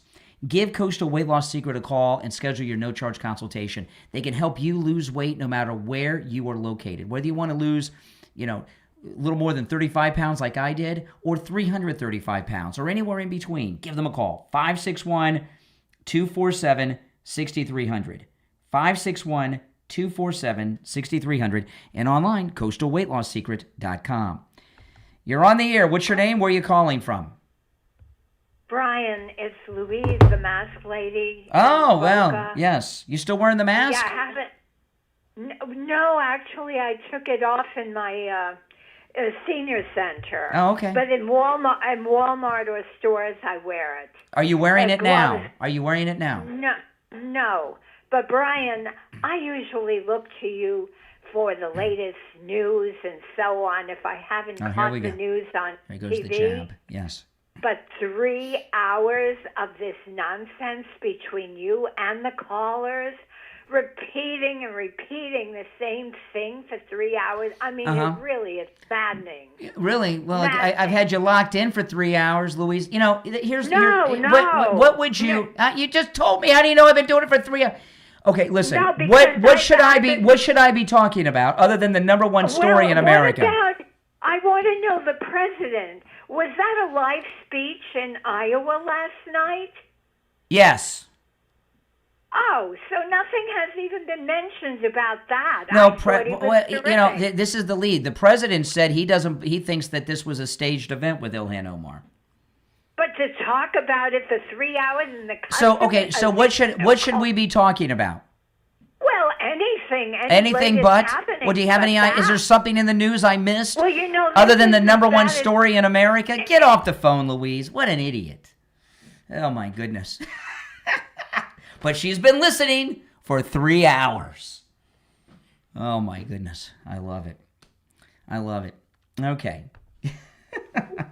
You're on the air. What's your name? Where are you calling from? Charles from Stewart. Hey, Stuart, speak up. Oh, okay, hold on. I'm sorry. Charles from Stewart. Hey, Charles, what's on your mind? Hey, I got two things real quick, and I know you're running up against the clock here. The first one is the thing with Omar. The thing is, nobody mentioned that, or maybe they did, that the reason why I don't doubt this is fixed is because the Democrats are into theater. They're into theater. They're into, like, doing everything in front of the camera. Mm-hmm. And I want to make one point real quick. You know that photo? I could prove that fake news does exist. You know that photo of Trump after he got shot? That famous photograph? Yeah, the fight, yeah. Oh, right, okay. The flag behind him, I don't know which news organization did it, but they brushed the flag out. Really? So that right there, that's considered fake news because I worked in the news business. And if you alter a photo, it's not a real news photo. Oh, that's interesting. So yeah. You know that great photo. I have a picture. I have that picture framed on my wall right next to me in the studio. Oh, it's a classic historical photo. Oh yeah, I've got a bunch of T-shirts with it on it and everything else. I mean, it's he made us so. You know, I was crying that day when they shot the president. I was crying. Oh, I'm not embarrassed. That was a historical moment. I was scared. Yeah, like I said. But I'll say this. I'll say this. Everything that President Trump is doing is why they shot him in Butler to try to stop him from doing it. Remember that. Oh, of course. Oh, I absolutely believe that. There's a lot of things I don't put past the Democrats. So do you believe that, do you believe Ilhan Omar, do you believe this is real or Memorex, this incident? I think because, like I said, the Democrats are into theater, so I would definitely believe that it's fake. Fake, staged, yeah. So, yes, well, because they're into theater. That's part of their big game is theater. Mm-hmm. So that's right there. But anyway, I just wanted to call you up and get you before you got off the air. Well, I appreciate it, Charles and Martin, and MAGA Martin County. All right, take care. All right, well, we're almost out of time for today, but a lot of great comments from the listeners today, and I do appreciate your, because sometimes I wonder, am I too close to something? And am I so close to something, or my personal dislike of someone or something, is it making me biased? And we have 100% agreement in this audience, except for that one guy that said Butler didn't happen, okay? But other than that guy, and he didn't even talk about it, he said Butler's fake too. I don't believe Butler either, so he's acknowledging that this was staged with Omar. It's the Steve Kane Show, Florida's longest-running radio show, on the radio since 1977. I'm Brian Craig. See you tomorrow at 6 a.m. All right, we're clear on the radio. I'm going to continue for a little bit. If you'd like to call in, you still can. I didn't play the videos during the show today for a couple of reasons. One, the language of Ilhan Omar. That's one of the reasons. But also, you can't show the video on the air. But I wanted to share this with you. This is Glenn Beck, and he was talking about the guy having the gun with the ICE agents. Listen to this, Glenn Beck, yesterday. This is compelling video because what this BBC reporter is saying is true. It's absolutely true. He is getting in between him, the police, and somebody else the police are shoving. He is only holding a phone. He is down on the ground. He is resisting arrest, but his hands are down on the ground. His head is down on the ground. Then another agent reaches over on top of the other agents who are closest to him on the ground, reaches into his back where he sees an exposed gun, pulls the gun out, and then walks away with the gun. So he's no longer armed unless he has 2 guns, and they don't claim that he had 2 guns, only 1. And pulls it out and walks away. Right after that, somebody yells, "Gun, gun, gun, gun." That's when the police officer fires at him. Now, the other police officer did not know that somebody reached in and took his gun. It might have been somebody who was saying gun, might have been saying it because they saw the other guy, because he's not marked as a federal agent. The other guy pulled the gun out and walking there with a gun. So somebody might have seen him with a gun and said, "Gun, gun, gun." All the cops think that it's Preddy, and they shoot him. Okay. This is not something that you deal with as, an 8-year-old. This is a conversation for adults to have. And I'm not hearing the adults. First of all, what Noam said is not true. He didn't approach. If you want to say technically he approached carrying a 9mm, he did, but it was holstered and in his back. And you have a right to carry a gun at a protest. Okay. So this thing of some people that are conservative making this a Second Amendment issue. This guy, we found out yesterday that Preddy had gotten into a physical altercation with ICE agents the week before that resulted in him getting broken ribs, and that he had been stalking them for weeks in his car. So he was known to them. They should have arrested and charged him for assaulting federal agents the week before. Then he would, he didn't have any ID. He was in illegal possession of the gun, and he was resisting arrest. Okay? You don't have, he was committing multiple violations, multiple federal crimes. The Second Amendment does not give you the right to go out and commit felonies with your legally purchased weapon. And a lot of conservatives, that they take this Second Amendment thing to a place where it doesn't really apply. This guy was illegally in possession of the weapon, and that he didn't have ID with him. You have to have ID with you when you have a concealed weapon. That is the law. When you're in possession of a weapon, even if you've legally bought it and possessed it, and you get involved in a felony, it's a felony to get into a physical altercation and obstruct justice with federal agents. That's another gun violation. You illegally have a gun because you don't have ID, and you're committing a second felony. This is not, he had a right to be there with that gun. None of that is true. Glenn Beck is out of his mind on this. I'm sorry to tell you. You're on the air. What's your name? Where are you calling from? Oh, hold on a second here. Hold on. All right. You're on the air. What's your name? Where are you calling from? Hey, this is Trisha. Good morning. Trisha from Minneapolis. Hey, Trisha. What's up? Nothing. Just to go back to actually Ilhan. Yes. That's so fake. Oh my God. People see her like slightly nodding and a slight smile on her face. The signal? The security guard. Well, they're saying that she could have been given the signal? Yeah. Yeah, and then you would never in a million years run after the guy and try to act tough. And I watch Body Language Ghost all the time, and I could tell when I first watched that thing, I said, that looks so fake. She staged it. Yeah. No. I mean, I am, again, as we've been discussing this morning, it's based on the information we now have. Things could change later in the day. Something may come out later today or in 10 minutes. But everything we see as this is happening, there's nothing about this that is anything other than stinks to me. Yeah, and Pam made great points. The retired police officer. Oh, the corrections officer. I trust her too. Yeah. What? She was a corrections officer.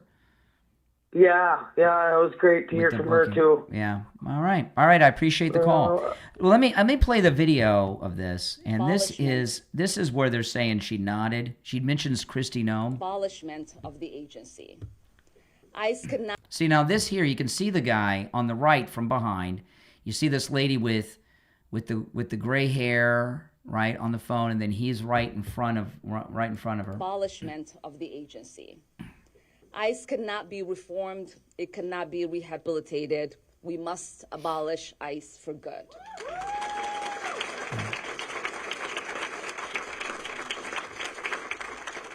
And DHS Secretary Kristi Noem must resign or face impeachment. Okay, now here's the part where they say, when she says Kristi Noem must resign or face impeachment, there's like a nod that people are saying looks like a signal. Let me rewind it. Or face impeachment. See that? Like that nod? I don't know, but that's what people, when they hear about the nod, that's what they're talking about. Or face impeachment.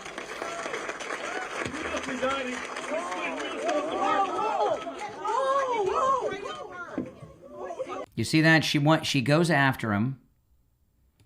Right? Like she's gonna fight him.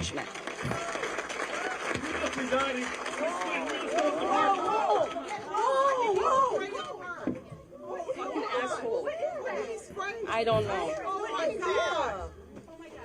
Oh my God, he sprayed something on her. I need a napkin to know nothing. No, we'll go. No, we will continue. No. Ilhan, you need to go get checked. No, we will continue. These fucking assholes are not going to get away with it. You need to go get checked. No, you don't know what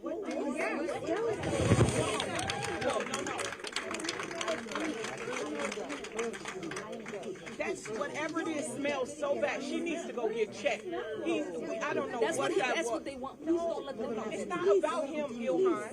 Ilhan, it's not about him. It's about your safety. No, he sprayed something on you. You need to go get checked. Yeah, and it smells terrible. Now this guy here with the guy with the glasses right there that's next to her, he was sitting right next to I'll show you that in a minute, but he was sitting right next to the guy before the incident, right next to him. You need to go get checked. Yeah, and it smells terrible. We're going to keep talking. Just give me 10 minutes. Just give me 10 minutes. I beg you. Please don't let them have the show. Please don't let them have the show. Please don't let them have the show. Here is the reality that people like this ugly man don't understand. We are Minnesota strong, and we will stay resilient in the face of whatever they might throw at us.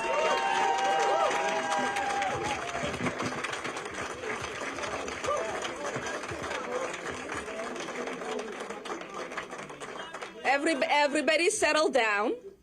I'm going to finish my remarks. It is important for me to continue to lead my Democratic colleagues in demanding her resignation. Yeah, okay. Now let me show you. Let me pull this up because this is that guy that came up to Omar at the podium. Okay, he's sitting right next to the guy. Isn't that him? See the glasses? Okay, so this is the guy. And round of applause. See, the black guy next to, he looks Somalian. This is the guy with the syringe. For Congresswoman Omar's staff who's here. Okay, and then looks like a polo jacket. So, hi everyone, I'm Hennepin. Okay, so let me go back and pull up the video again, and let's see, because he had a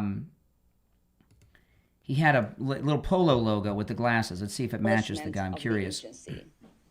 ICE cannot be reformed. It cannot be rehabilitated. We must abolish ICE for good.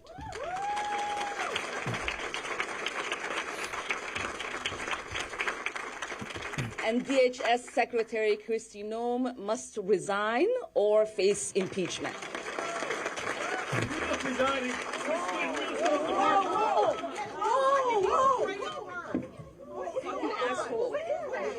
I don't know. I'm not sure it's the same guy or not. I'm just checking. I need a napkin. I need a napkin to know nothing. No, we'll go. No, we will continue. No. Ilhan, you need to go get checked. No, we will continue. These fucking assholes are not going to get away with it. You need to go get checked. No, you don't know what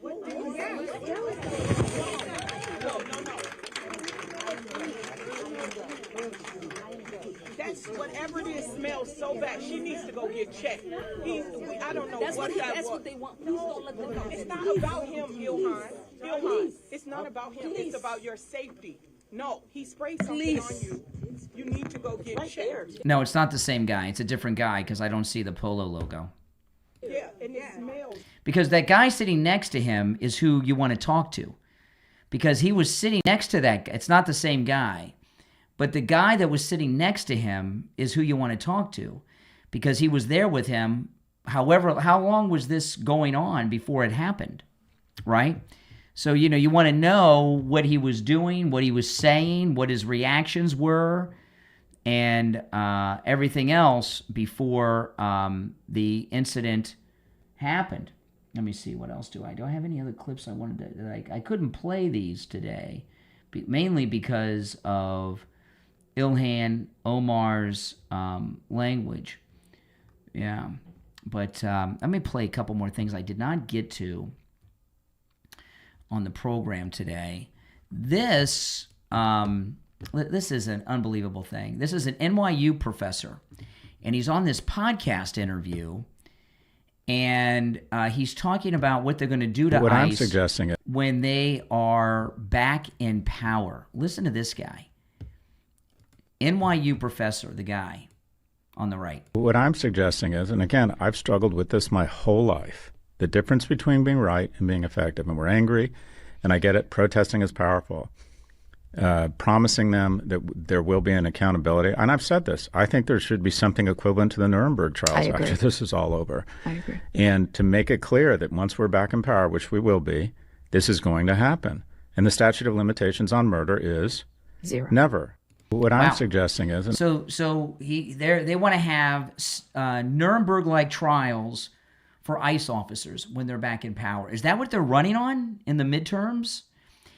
If you're new to the program, my name is Brian Craig. This is where MAGA comes to talk. Make sure you subscribe if you're new. Anytime I'm in the studio, I'm taking live calls like I have been doing this morning. If you could like the video, and if you're feeling really generous, take the link and share it on your socials and invite your friends and followers on your social media to check the show out. I'd appreciate it. All right, guys, I'll see you later today. My name is Brian Craig. This is where MAGA comes to talk. Thanks for joining. See you next time. Take care.